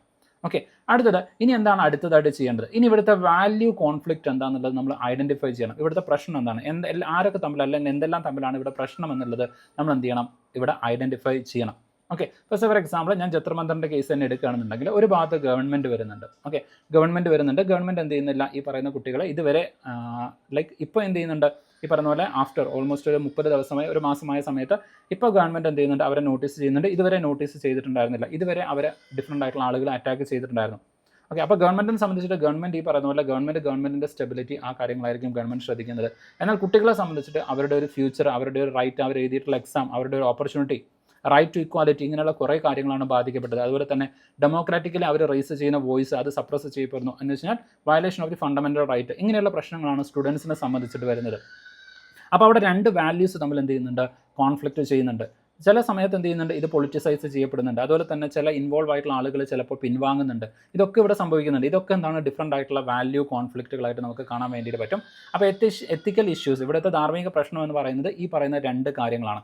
ഇനി നമ്മൾ IT-യിലേക്ക് വരുന്ന സമയത്ത് ഇവിടെ നിങ്ങൾ നോക്കുന്ന സമയത്ത് ഇന്നോവേഷൻ വരുന്നുണ്ട്. ഇപ്പോൾ ഫോർ എക്സാമ്പിൾ നമുക്കൊരു കാര്യത്തിൽ ഇന്നോവേറ്റ് ചെയ്യണം. ഇപ്പോൾ ഫോർ എക്സാമ്പിൾ ഞാൻ ഫേസ്ബുക്കിൻ്റെ മേധാവി, അല്ലെങ്കിൽ for example mark Zuckerberg. Okay, അപ്പോൾ മാർക്ക് സുക്കൻബർഗിന് അദ്ദേഹത്തിന് ഈ പറയുന്ന ഇൻസ്റ്റാഗ്രാമിലെ അല്ലെങ്കിൽ വാട്സപ്പിലെ ഫേസ്ബുക്കിലെ, കാരണം മെറ്റ എന്ന് പറയുന്ന പാരന്റ് കമ്പനിയുടെ കീഴിൽ വരുന്ന ഏതൊരു സോഷ്യൽ മീഡിയ പ്ലാറ്റ്ഫോം ആയിക്കോട്ടെ, അത് ഉപയോഗിക്കുന്ന ഉപഭോക്താക്കൾക്ക് കുറച്ചുകൂടെ പേഴ്സണലൈസ്ഡ് ആയിട്ടുള്ള കാര്യങ്ങൾ നൽകണം. എന്ന് വെച്ച് കഴിഞ്ഞാൽ അവർക്ക് എന്താണോ താല്പര്യമുള്ളത്, ഇഷ്ടപ്പെടുന്നത്, അവരെന്താണോ ലൈക്ക് ചെയ്യുന്നത്, ഷെയർ ചെയ്യുന്നത്, കാണാൻ ആഗ്രഹിക്കുന്നത്, അത് കൂടുതലായിട്ട് നൽകണം എന്ന് വിചാരിക്കാം. അങ്ങനെയാണെന്നുണ്ടെങ്കിൽ അയാളുടെ ഇഷ്ടങ്ങളും അതുപോലെ തന്നെ അയാളുടെ താല്പര്യങ്ങളും അയാളുടെ പ്രൈവറ്റ് ആയിട്ടുള്ളതും പേഴ്സണൽ ആയിട്ടുള്ളതുമായിട്ടുള്ള ഇൻഫർമേഷൻസ് മാർക്ക് സുക്കൻബർഗ്, അതായത് മെറ്റ എന്ന് പറയുന്ന കമ്പനി കളക്ട് ചെയ്യുന്നുണ്ടായിരിക്കും. ആ കളക്ട് ചെയ്യുന്ന ഇൻഫർമേഷൻ്റെ അടിസ്ഥാനത്തിലാണ് ഓരോരുത്തർക്കും എന്ത് ചെയ്യുന്നത്. ഇപ്പം നിങ്ങൾ നോക്കിക്കഴിഞ്ഞാൽ നിങ്ങളും ഇൻസ്റ്റാഗ്രാം തുറക്കുന്ന സമയത്ത് എനിക്ക് വരുന്ന ഫീഡും നിങ്ങൾക്ക് വരുന്ന ഫീഡും രണ്ടും എൻറ്റയർലി ഡിഫറൻ്റ് ആണ്. ഓക്കെ, അപ്പോൾ രണ്ട് ഡിഫറൻ്റ് ഫീൽഡ്സ് ആയി. എന്ന് വെച്ചാൽ നമ്മൾ കൂടുതൽ ലൈക്ക് ചെയ്യുന്നത്, നമ്മൾ അവിടെ കൂടുതൽ ടൈം സ്പെൻഡ് ചെയ്യുന്നുണ്ട്, ഏതുമായിട്ടാണ് നമ്മൾ കൂടുതൽ എൻഗേജ്മെൻറ്റ് ചെയ്യുന്നത്, ഇതിനനുസരിച്ചിട്ട് അതിൻ്റെ അൽഗോരിതം, അതിൻ്റെ AI സിസ്റ്റം അത് ഡിഫറൻ്റ് ആയിട്ടുള്ള ഫീഡുകളായിരിക്കും എനിക്ക് നിങ്ങൾക്ക് നൽകുന്നത്. ഓക്കെ, അപ്പോൾ എന്ന് വെച്ച് കഴിഞ്ഞാൽ അത് നമ്മളെ ട്രാക്ക് ചെയ്യുന്നുണ്ട്. നമ്മുടെ പേഴ്സണലൈസ്ഡ് ആയിട്ടുള്ള കാര്യങ്ങൾ, നമ്മൾ ഇഷ്ടപ്പെടുന്നത്, ഇങ്ങനെയുള്ള കാര്യങ്ങൾ മുഴുവൻ അത് ട്രാക്ക് ചെയ്യുന്നുണ്ട്. എന്ന് വെച്ചാൽ എൻ്റെ പ്രൈവസി, അതുപോലെ തന്നെ എൻ്റെ അറിവ്, എനിക്ക് ഇതുപോലെയുള്ള സാധനങ്ങൾ കാണിച്ചു തരാൻ വേണ്ടിയിട്ട് ഞാൻ ആർക്കും സമ്മതം കൊടുത്തിട്ടില്ല. എനിക്ക് ഡിഫറൻ്റ് ആയിട്ടുള്ള കാര്യങ്ങൾ വേണം. പക്ഷേ ഞാൻ എപ്പോഴെങ്കിലും ഒരു കാര്യം ലൈക്ക് ചെയ്ത് കഴിഞ്ഞാൽ അവരുടെ വീഡിയോ അല്ലെങ്കിൽ അതേ കണ്ടന്റുകൾ, സിമിലർ ആയിട്ടുള്ള കണ്ടന്റുകൾ വീണ്ടും വരുന്നത് കാണാം. അത് ചിലപ്പോൾ നമുക്ക് അനോയൻസ് ആയിരിക്കും. സെയിം കണ്ടന്റ് തന്നെ വീണ്ടും വരുന്നത്, അല്ലെങ്കിൽ സെയിം ടോപ്പിക്കിലുള്ള കണ്ടന്റ് വീണ്ടും വരുന്നത് നമുക്ക് അനോയൻസ് ആയിരിക്കും. അപ്പോൾ ഇതേ കണ്ടന്റുകൾ തന്നെ കാണിച്ചു തരാൻ വേണ്ടിയിട്ട് ആര് ഇവർക്ക് സമ്മതം കൊടുത്തു, ഇങ്ങനെയുള്ള കുറേ പ്രശ്നങ്ങൾ ഇതിൽ ഇൻവോൾവ് ആയിട്ട് വരുന്നുണ്ട്. അപ്പോൾ ഒരു ഭാഗത്ത് എന്താണ്, ഇതുപോലെ പേഴ്സണലൈസ്ഡ് ആയിട്ടുള്ള ബെറ്റർ ആയിട്ടുള്ള സർവീസസ് നൽകണം എന്നുള്ളത് ഒരു വാല്യൂ ആണ്. എന്നാൽ അതേ സമയം തന്നെ അതിന് വേണ്ടിയിട്ട് ഈ പറയുന്ന കസ്റ്റമേഴ്സിൻ്റെ പ്രൈവസി, അതുപോലെ തന്നെ അവരുടെ കൺസെൻ്റ് ഒക്കെ സ്വയം ഏറ്റെടുക്കുന്നത് അത് തെറ്റായിട്ടുള്ള കാര്യമാണ്. ഓക്കെ, അപ്പോൾ ഇതാണ് ഇവിടെ രണ്ട് വാല്യൂസ് കോൺഫ്ലിക്റ്റ് ചെയ്യുന്നുണ്ട്. ഇതിൽ നമ്മൾ എന്ത് ചെയ്യണം എന്നുള്ളതാണ് ഇവിടെ വളരെ ഇമ്പോർട്ടൻ്റ് ആയിട്ട് വരുന്നത്. ഓക്കെ, അപ്പം ഇത്രയും കാര്യങ്ങൾ ജസ്റ്റ് ഒന്ന് എന്ത് ചെയ്യുക, ഇവിടെ ജസ്റ്റ് ഒന്ന് ഓർത്ത് വയ്ക്കുക, വാല്യൂ കോൺഫ്ലിക്റ്റ്. ഇനി അതുപോലെ തന്നെ ഒരു IT ഇൻഡസ്ട്രിയിലേക്ക് വരുന്ന സമയത്ത്, ഒരു സൈബർ സെക്യൂരിറ്റി സിസ്റ്റത്തിലേക്ക് വരുന്ന സമയത്ത് അവിടെ പ്രധാനമായിട്ടും എഫക്റ്റ് ചെയ്യപ്പെടുന്നത് ആരാണ്? പ്രൈമറിലി എഫക്റ്റ് ചെയ്യപ്പെടുന്നത് കസ്റ്റമേഴ്സ് ആണ്. ഇപ്പോൾ for example WhatsApp, Facebook, Meta, അതല്ലെങ്കിൽ യൂട്യൂബ്, ഓക്കെ, ഇങ്ങനെ ഉപയോഗിക്കുന്ന കസ്റ്റമേഴ്സ് ഉണ്ടായിരിക്കും. അവരാണ് അവിടുത്തെ പ്രധാനമായിട്ടുള്ള സ്റ്റേക്ക് ഹോൾഡേഴ്സ്, ഈ എഫക്റ്റ് ചെയ്യപ്പെടുന്ന അല്ലെങ്കിൽ ഇതുമായിട്ട് ബാധിക്കപ്പെടുന്ന ആളുകൾ നമുക്ക് വേണമെങ്കിൽ സ്റ്റേക്ക് ഹോൾഡേഴ്സ് എന്ന് പറയാൻ വേണ്ടിയിട്ട് പറ്റും. സ്റ്റേക്ക് ഹോൾഡർ എന്ന് പറയുന്ന സമയത്ത് അതുമായിട്ട് ബന്ധപ്പെട്ടിരുന്ന എല്ലാ വ്യക്തികളെയും കൂടെ ചേർന്നാണ് നമ്മൾ സ്റ്റേക്ക് ഹോൾഡേഴ്സ് എന്ന് പറയുന്നത്. ഓക്കെ, അപ്പോൾ ആരെല്ലാം എഫക്റ്റഡ് ആകുന്നുണ്ട്? അവിടെ എൻഡ് യൂസർ അല്ലെങ്കിൽ കസ്റ്റമർ ആണ്. അടുത്തത് എംപ്ലോയീസ് ആണ്, ഉദ്യോഗസ്ഥർ. ഓക്കെ, ഉദ്യോഗസ്ഥർ വരുന്നുണ്ട്. അടുത്തത് സ്റ്റേക്ക് ഹോൾഡേഴ്സ് അല്ലെങ്കിൽ ഇൻവെസ്റ്റേഴ്സ് ഷെയർ ഹോൾഡേഴ്സ് അല്ലെങ്കിൽ ഇൻവെസ്റ്റേഴ്സ് വരുന്നുണ്ട്. സ്റ്റേക്ക് ഹോൾഡേഴ്സ് എന്ന് പറയുമ്പോൾ എല്ലാവരും കൂടെയാണ്. ഷെയർ ഹോൾഡേഴ്സ് എന്ന് പറയുന്ന സമയത്ത് ആ കമ്പനിയിൽ ഇൻവെസ്റ്റ് ചെയ്തിരിക്കുന്ന ഇൻവെസ്റ്റേഴ്സ് ഉണ്ടായിരിക്കും. ഇപ്പോൾ ഫോർ എക്സാമ്പിൾ ഇൻവെസ്റ്റേഴ്സിനെ സംബന്ധിച്ചിട്ട് എന്തായിരിക്കണം? കൂടുതലായിട്ടുള്ള പ്രോഫിറ്റ് ജനറേറ്റ് ചെയ്യാൻ വേണ്ടിയിട്ട് പറ്റണം. അതാണ് അവരുടെ ഒരു ടാർഗറ്റ് എന്ന് പറയുന്നത്. ആ പ്രോഫിറ്റ് ജനറേറ്റ് ചെയ്യാൻ വേണ്ടിയിട്ട് പറ്റുന്നുണ്ടോ? അതിന് വേണ്ടിയിട്ട് അവർ എന്ത് ചെയ്യുന്നുണ്ടായിരിക്കും? യൂസേഴ്സിൻ്റെ അടുത്ത് നിന്ന് ചിലപ്പം ഇൻവെസ്റ്റബിൾ ആയിട്ടുള്ള എമൗണ്ടുകൾ കാര്യങ്ങളൊക്കെ കളക്ട് ചെയ്യുന്നുണ്ടായിരിക്കും. ഇങ്ങനത്തെ പ്രശ്നങ്ങൾ വരുന്നുണ്ട്. അടുത്തത് ഗവൺമെൻറ് അല്ലെങ്കിൽ റെഗുലേറ്റർ വരുന്നുണ്ട്. ഗവൺമെൻറ് എന്ത് നടപടിയാണ് എടുക്കുന്നത്? അടുത്തത് പബ്ലിക് വരുന്നുണ്ട്. അപ്പോൾ ഈ പറയുന്ന പോലെ യൂസേഴ്സും വരുന്നുണ്ട്, പബ്ലിക്കും വരുന്നുണ്ട്. ഞാൻ അതിൻ്റെ ഡിസ്റ്റിങ്ഷൻ നിങ്ങൾക്ക് പറഞ്ഞുതരാം. ഇപ്പോൾ ഈ പറയുന്ന നമ്മുടെ ജെൻസി അല്ലെങ്കിൽ നമ്മുടെ പുതിയ പിള്ളേർ, അവർ കൂടുതലായിട്ട് റീൽസ് കാണുന്നു, മൊബൈൽ ഫോൺ ഉപയോഗിക്കുന്നു. അപ്പോൾ അവിടെ എൻഡ് യൂസർ അല്ലെങ്കിൽ കസ്റ്റമർ എന്ന് പറയുന്നത് ഈ വിഭാഗം കുട്ടികളാണ്, അല്ലെ? എൻഡ് യൂസേഴ്സ് എന്ന് പറയുന്നത് ഈ കുട്ടികളാണ്. എന്നാൽ അതേസമയം അതിൽ സൊസൈറ്റി അല്ലെങ്കിൽ പബ്ലിക് എന്ന് പറയുന്നത് പാരൻസ് വരുന്നുണ്ട്, അതുപോലെ തന്നെ മുതിർന്ന ആളുകൾ ഉണ്ടായിരിക്കാം. അപ്പോൾ ഇവരൊക്കെയാണ് ഇതിലെ സൊസൈറ്റി എന്ന് പറയുന്നത്. ഓക്കെ, അപ്പോൾ രണ്ടും രണ്ട് കാറ്റഗറിയിലേക്ക് വരുന്നത് നിങ്ങൾക്ക് കാണാം. എൻഡ് യൂസേഴ്സും അതുപോലെ തന്നെ സൊസൈറ്റി അല്ലെങ്കിൽ പബ്ലിക്, ഇത് രണ്ടും രണ്ട് കാറ്റഗറിയിലേക്കാണ്. അടുത്തത് കോമ്പറ്റീറ്റേഴ്സ് ഉണ്ടായിരിക്കും. ഇപ്പോൾ ഫോർ എക്സാമ്പിൾ ഇൻസ്റ്റഗ്രാം അല്ലെങ്കിൽ വാട്സപ്പിൻ്റെ ഒരു കോമ്പറ്റീറ്റർ ആയിട്ടാണ് ടെലഗ്രാം വരുന്നത്. ഇപ്പോൾ ടെലഗ്രാം ബാൻ വന്ന സമയത്ത് നിങ്ങൾ പല ആളുകളും ഡിഫറെൻ്റ് ആയിട്ടുള്ള രീതിയിലേക്കുള്ള പ്രൊപ്പഗണ്ടാസ്, ഡിഫറെൻ്റ് ആയിട്ടുള്ള തിയറീസ്, ഇങ്ങനത്തെ കാര്യങ്ങളൊക്കെ കേട്ടിട്ടുണ്ടായിരിക്കും. അതായത് ജിയോയെ സഹായിക്കുന്നതിന് വേണ്ടിയിട്ടാണ്, വാട്സപ്പിനെ സഹായിക്കുന്നതിന് വേണ്ടിയിട്ടാണ് ടെലഗ്രാം ബാൻ ചെയ്തിരിക്കുന്നത്. ഇങ്ങനെയൊക്കെയുള്ള കാര്യങ്ങൾ കേട്ടിട്ടുണ്ടായിരിക്കും. എന്ന് വെച്ച് കഴിഞ്ഞാൽ ഈ പറയുന്ന കോമ്പറ്റീറ്റേഴ്സ് ഈ മാർക്കറ്റിൽ കോമ്പറ്റീഷൻ ഉണ്ടാകുന്ന സമയത്താണ് പലപ്പോഴും അൺഫെയർ ആയിട്ടുള്ള ട്രേഡ് പ്രാക്ടീസസ് നമ്മൾ കൊണ്ടുവരുന്നത്. അതായത് എങ്ങനെയെങ്കിലും മുന്നോട്ടേക്ക് കൊണ്ടുപോകണം എന്നുള്ള ഒരു അർത്ഥത്തിലേക്ക്. ഇപ്പോൾ സിമ്പിളായിട്ട് നിങ്ങൾ പറയുകയാണെന്നുണ്ടെങ്കിൽ, ഇപ്പോൾ നമ്മുടെ AI സിസ്റ്റംസ് നിങ്ങൾ നോക്കുകയാണെന്നുണ്ടെങ്കിൽ ഡിഫറെൻ്റ് ആയിട്ടുള്ള AI പ്ലാറ്റ്ഫോംസ്, ഡിഫറെൻ്റ് ആയിട്ടുള്ള AI സിസ്റ്റംസ് വരുന്നുണ്ട്. അതിൽ ചില AI സിസ്റ്റംസ് എന്ന് പറയുന്നത് എത്തിക്കലി വർക്ക് ചെയ്യുന്നുണ്ട്. എന്ന് വെച്ച് കഴിഞ്ഞാൽ AI ഭീഷണിയാണ്, അതുകൊണ്ട് കൺട്രോൾഡ് റെഗുലേറ്റഡ് ഫോമിലായിരിക്കണം AI മുന്നോട്ടേക്ക് പോകേണ്ടത് എന്ന് വിശ്വസിക്കുന്ന ഒരു ഗ്രൂപ്പ് ഓഫ് ആൾക്കാരുണ്ട്. എന്നാൽ അതേസമയം AI എന്ന് പറയുന്നത് നമ്മൾ എന്ത് ചെയ്യണം? അതിനെ എക്സ്പൊണൻഷ്യലി വളരാൻ വേണ്ടിയിട്ട് അനുവദിക്കണം. എന്നാൽ മാത്രമേ ടെക്നോളജി നെക്സ്റ്റ് ലെവലിലേക്ക് പോകും. അതിൻ്റെ ഇടയ്ക്ക് നമ്മൾ കാര്യങ്ങളൊന്നും കൺസേൺ ചെയ്യേണ്ട എന്ന് പറഞ്ഞുകൊണ്ട് AIയെ വളരാൻ അനുവദിക്കുന്ന ഒരു ഗ്രൂപ്പ് ഓഫ് ആൾക്കാരുണ്ട്. ഓക്കെ, അപ്പോൾ ഇവിടെ സ്വാഭാവികമായിട്ടും എന്താണ്? രണ്ട് ഡിഫറെൻറ്റ് ഗ്രൂപ്പ് ഓഫ് ആളുകൾ തമ്മിൽ അവിടെ കോമ്പറ്റീഷനിൽ വരുന്നുണ്ട്. അപ്പോൾ ഇത് തീർച്ചയായിട്ടും എന്ത് ചെയ്യുന്നുണ്ടായിരിക്കും? സൈബർ സെക്യൂരിറ്റിയെ ബാധിക്കുന്ന കാര്യമാണ്, അല്ലെങ്കിൽ ഉപയോഗിക്കുന്ന ഉപഭോക്താക്കളെ ബാധിക്കുന്ന കാര്യമാണ്. അടുത്തത് ഫ്യൂച്ചർ ജനറേഷൻ, നെക്സ്റ്റ് ജനറേഷൻ. നമ്മൾ ഇപ്പോൾ തന്നെ നിങ്ങൾക്കറിയാം, ടെക്നോളജി മാറുന്നതിനനുസരിച്ചിട്ട് ഓരോ ജനറേഷനും അവർ ഉപയോഗിക്കുന്നത്, ഇപ്പം പല ആളുകളും പറയുന്നുണ്ട് AI കാരണം ഒരുപാട് ലേ ഓഫുകളുണ്ട്, ഒരുപാട് ജോലി സാധ്യതകൾ നഷ്ടപ്പെടുന്നുണ്ട്. അപ്പോൾ ഒരുപാട് ആളുകൾക്കാണ് അവിടെ ജോലി നഷ്ടപ്പെടുന്നത്. അപ്പം നമ്മൾ ഉണ്ടാക്കുന്ന ടെക്നോളജിയിൽ ഉണ്ടാക്കുന്ന ഒരു മാറ്റം എന്ന് പറയുന്നത് അടുത്ത ജനറേഷനെ അത്രയധികം അത് ബാധിക്കുന്നുണ്ട്. അപ്പോൾ നിങ്ങൾക്കറിയാം, ഇപ്പോൾ സിമ്പിളായിട്ട് നോക്കിക്കഴിഞ്ഞാൽ AI ബേസ് കൊണ്ട് നിങ്ങൾക്ക് വീഡിയോസ് കാര്യങ്ങളൊക്കെ ജനറേറ്റ് ചെയ്യാൻ വേണ്ടിയിട്ട് പറ്റും. അപ്പോൾ ഇനി ഒരു ഫ്യൂച്ചർ ജനറേഷൻ എന്ന് പറയുന്നത് ഇപ്പോൾ തന്നെ നിങ്ങൾക്ക് കാണാൻ വേണ്ടിയിട്ട് പറ്റും, നമ്മുടെ ഈ ബ്രെയിൻ ഡെവലപ്മെൻറ്റിൽ ഒരു ഡൗൺവേർഡ് ഫ്ലിപ്പ് കാണാൻ വേണ്ടിയിട്ട് പറ്റും. ഇതുവരെ നമ്മുടെ ബ്രെയിൻ ഗ്രോത്ത് മുകളിലേക്കായിരുന്നു പോരുന്നത് എന്നുണ്ടെങ്കിൽ ഇന്ന് അങ്ങനെയല്ല. ഇന്ന് ആ കാര്യങ്ങൾ മുഴുവൻ താഴേക്ക് വരുന്നതായിട്ട് കാണാൻ വേണ്ടിയിട്ട് പറ്റും. കാരണം ഇന്നെല്ലാം നമ്മുടെ ഓൺ ഡിമാൻഡ്, ഓൺ കമാൻഡ്, നമ്മുടെ ആവശ്യങ്ങൾക്കനുസരിച്ചിട്ട് നമ്മുടെ മുമ്പിലേക്ക് വരുന്ന രൂപത്തിലേക്കാണ്. അപ്പോൾ നിങ്ങൾക്കൊരു ഡൗട്ട് ഉണ്ടെങ്കിൽ ChatGPTയിൽ എടുത്ത് ചോദിച്ച് നോക്കാം, ഒരു പോസ്റ്റർ ഡിസൈൻ ചെയ്യാൻ വേണ്ടിയിട്ട്. ഇങ്ങനെയുള്ള എന്ത് കാര്യങ്ങൾക്ക് വേണ്ടിയിട്ടും നിങ്ങൾക്ക് എന്ത് ചെയ്യാം? AI ടൂൾസ് അവൈലബിൾ ആയിട്ട് വരുന്നുണ്ട്. നിങ്ങൾക്ക് വീഡിയോ ക്ലാസ്സുകൾ അല്ലെങ്കിൽ ഓഡിയോ ക്ലാസ്സുകളോ കാണണം, നിങ്ങൾക്ക് നോട്ട്ബുക്ക് എല്ലാമുകൾ ഉപയോഗിക്കാൻ വേണ്ടിയിട്ട് പറ്റും. ഓക്കെ, അതിൽ ഫ്രീ ആയിട്ട് നിങ്ങൾക്ക് ക്ലാസ്സുകൾ കാണാൻ വേണ്ടിയിട്ട് പറ്റും, ക്ലാസ്സുകൾ ജനറേറ്റ് ചെയ്യാൻ വേണ്ടിയിട്ട് പറ്റും. ഓക്കെ, നോട്ട്ബുക്ക് എല്ലാം ഒക്കെ ഉപയോഗിച്ച് കഴിഞ്ഞാൽ AI ക്ലാസ്സുകൾ എന്ന് പറഞ്ഞുകൊണ്ട് നിങ്ങൾക്ക് എന്ത് ചെയ്യാം? ക്ലാസ്സുകൾ ജനറേറ്റ് ചെയ്തെടുക്കാൻ വേണ്ടിയിട്ട് പറ്റും. വിത്തിൻ സെക്കൻഡ്സ് അല്ലെങ്കിൽ വിത്തിൻ മിനിറ്റ്സ് നിങ്ങൾക്ക് അത് ഫ്രീ ആയിട്ട് ജനറേറ്റ് ചെയ്യാം. ഒറ്റ എഫേർട്ട് അല്ല, നിങ്ങൾ അതിലേക്ക് എന്ത് ചെയ്താൽ മതി? നിങ്ങൾക്ക് വേണ്ട കണ്ടന്റ് കൊടുത്തിട്ട് അത് ജനറേറ്റ് ചെയ്യാൻ പറഞ്ഞാൽ മതി, അത് നിങ്ങൾക്ക് ജനറേറ്റ് ചെയ്ത് തരും. ഓക്കെ, അപ്പോൾ ഇതൊക്കെ എന്താണ്? ഈ പറയുന്ന രൂപത്തിലേക്ക് നെക്സ്റ്റ് ജനറേഷനെ ബാധിക്കാൻ വേണ്ടിയിട്ട് പോകുന്ന കാര്യങ്ങൾ ഇപ്പോഴത്തെ ജനറേഷനെ ബാധിക്കുന്നുണ്ട്, ഫ്യൂച്ചർ ജനറേഷനെ ബാധിക്കുന്നുണ്ട്. അപ്പോൾ ഇങ്ങനെ ഈ പറയുന്ന എല്ലാ ആളുകളെയും കൺസിഡർ ചെയ്തുകൊണ്ടായിരിക്കണം നമ്മൾ എന്ത് ചെയ്യേണ്ടത്?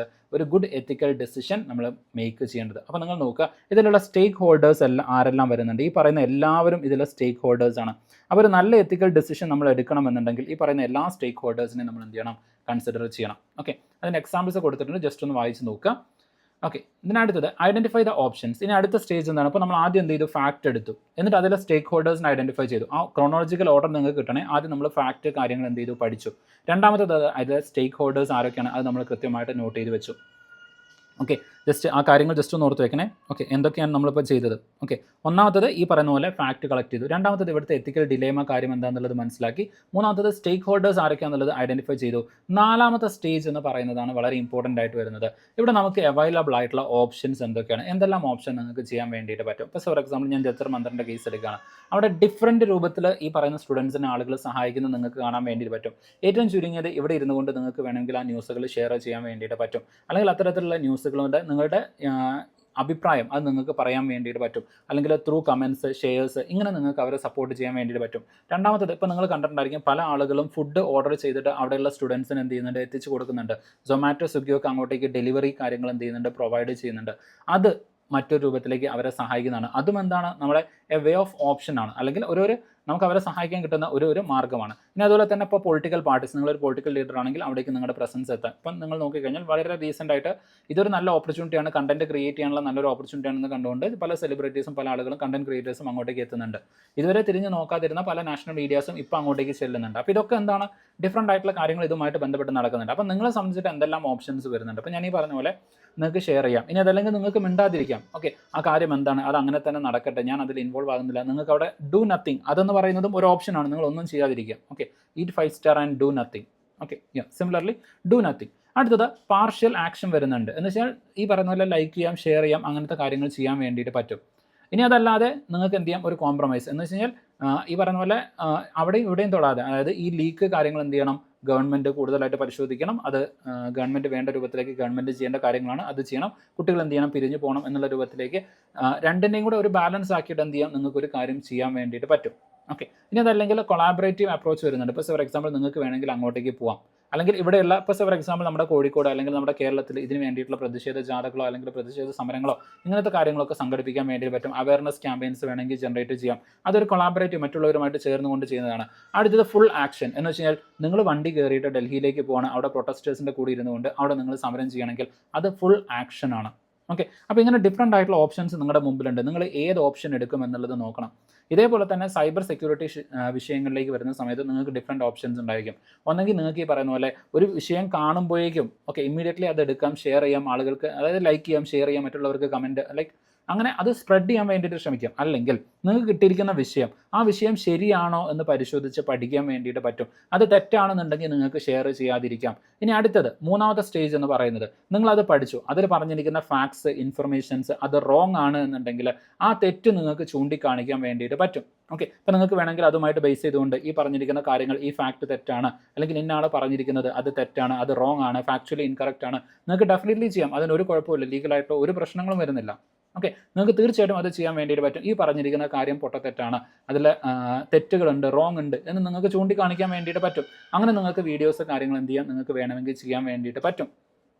ഇനി അതല്ലെങ്കിൽ ആളുകളെ സംഘടിപ്പിച്ചുകൊണ്ട് നിങ്ങൾക്ക് എന്ത് ചെയ്യാം, അതിന് അഗെയിൻസ്റ്റ് ആയിട്ട് ഇപ്പോൾ ഫോർ എക്സാമ്പിൾ PIL ഫയൽ ചെയ്യാം. അതല്ലെങ്കിൽ അതിന് അഗെയിൻസ്റ്റ് ആയിട്ട് കേസ് കാര്യങ്ങൾ കൊടുത്തുകൊണ്ട് അങ്ങനെ നിങ്ങൾക്ക് എന്ത് ചെയ്യാം, പോകാൻ വേണ്ടിയിട്ട് പറ്റും. ഇതൊക്കെ ഒരു സൈബർ പ്രശ്നവുമായിട്ട് ബന്ധപ്പെട്ടുകൊണ്ട് നിങ്ങളുടെ മുമ്പിലേക്ക് വരുന്ന ഓപ്ഷൻസ് ആണ്.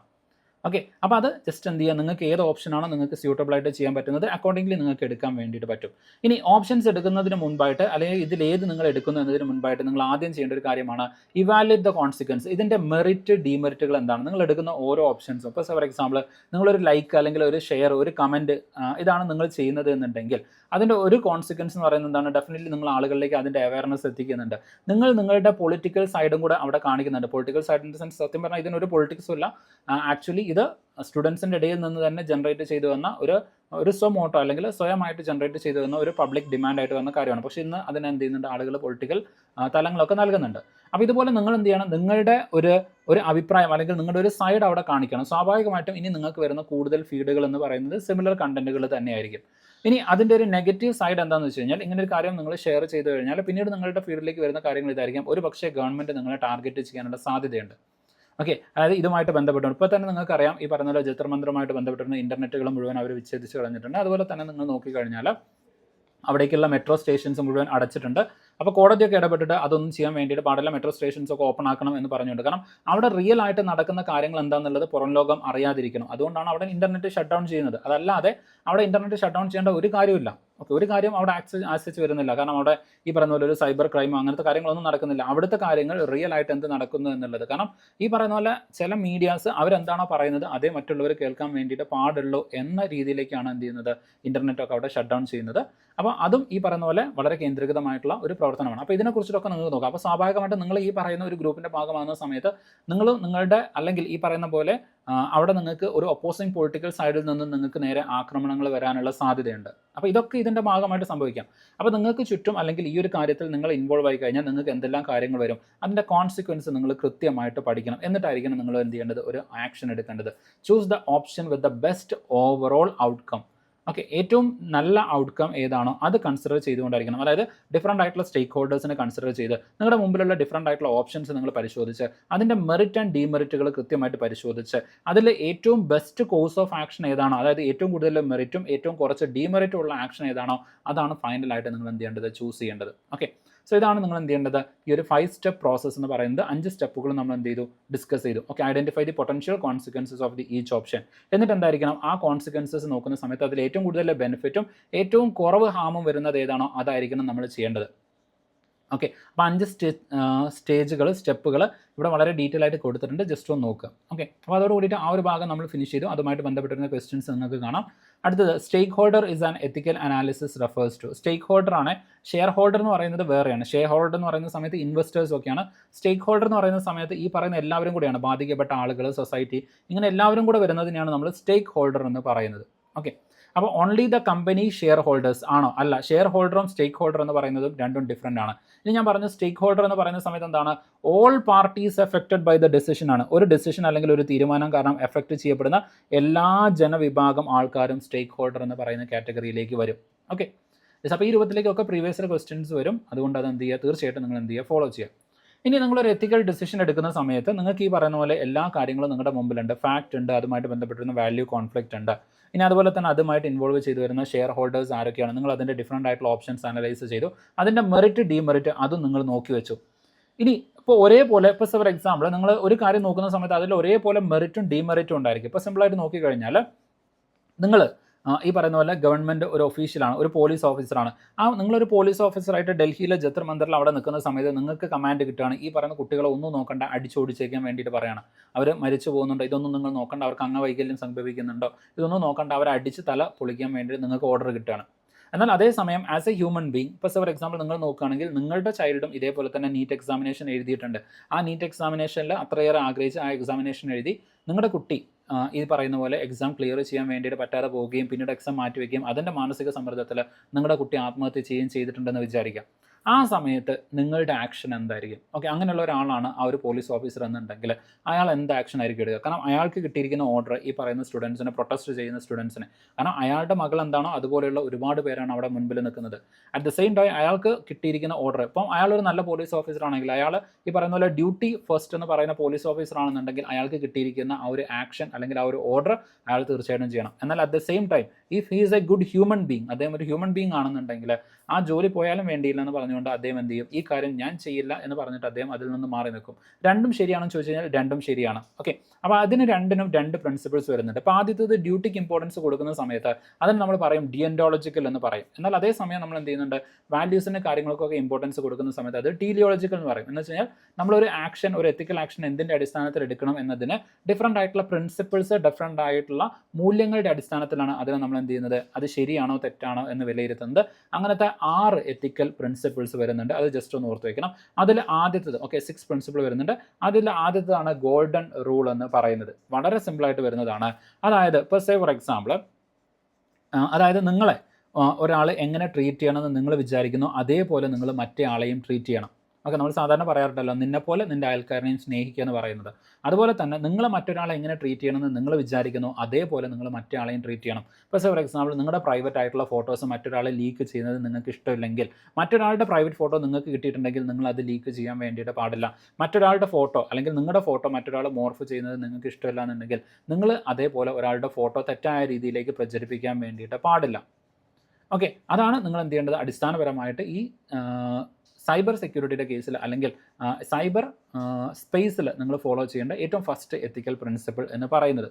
ഓക്കെ. ഇപ്പോൾ ഫോർ എക്സാമ്പിൾ വളരെ സിമ്പിളായിട്ട് പറഞ്ഞു കഴിഞ്ഞാൽ, ഇപ്പോൾ ഇതുപോലെ നിങ്ങളുടെ കുടുംബത്തിൽ അല്ലെങ്കിൽ നിങ്ങളുടെ അറിവിൽ നിങ്ങളുടെ ഫ്രണ്ട്സിൽ ആരെങ്കിലും ഈ രൂപത്തിലേക്ക് നീറ്റ് എക്സാം കാരണം ബാധിക്കപ്പെട്ടിട്ടുണ്ട് എന്ന് വിചാരിക്കുക. അപ്പോൾ സ്വാഭാവികമായിട്ടും എന്തായിരിക്കും, അതേപോലെ ഇനിയൊരു തലമുറ ബാധിക്കപ്പെടരുത് എന്നുണ്ടെങ്കിൽ ഡെഫിനറ്റ്ലി എന്ത് ചെയ്യാം, ഈ ഒരു കാര്യത്തിന് സപ്പോർട്ട് ചെയ്യാം. ഇവിടെ ഒരു സിസ്റ്റമാറ്റിക് ചേഞ്ച് നമുക്ക് ആവശ്യമായിട്ട് വരുന്നുണ്ട്. എല്ലാ കറപ്ഷൻസും അതിന് നേരെ മുഴുവൻ കണ്ണടച്ചിരുന്നു കഴിഞ്ഞാൽ ഇനി വരുന്ന എല്ലാ കറപ്ഷൻസും നമുക്ക് തോന്നിയ പോലെ ചെയ്യാം എന്ന ഒരു സിഗ്നൽ ആയിരിക്കും അത് ഈ പറയുന്ന അധികാരികൾക്ക് നൽകുന്നത്. അതിന് പകരമായിട്ട് എന്ത് ചെയ്യണം, അതിനിപ്പം നീറ്റ് പേപ്പർ ലീക്ക് ആയി കഴിഞ്ഞാലും ശരി, ഇപ്പോൾ പി എസ് സിയുടെ പേപ്പർ ലീക്കിൻ്റെ കേസ് ഞാൻ അങ്ങനെ എംഫസിസ് ചെയ്യാത്തതിന് കാരണം അപ്പോൾ പലരും പറയും ഇത് പൊളിറ്റിക്കൽ അജണ്ടയാണ്. അങ്ങനെയല്ല, ഈ പറയുന്ന പോലെ പി എസ് സിയുടെ പൊളിറ്റിക്കൽ എന്ന് വെച്ച് കഴിഞ്ഞാൽ അത് രാഷ്ട്രീയപരമായിട്ടുള്ളതല്ല, അതൊരു അധ്യാപകൻ്റെ കയ്യിൽ നിന്ന് വരുന്ന മിസ്റ്റേക്കാണ്.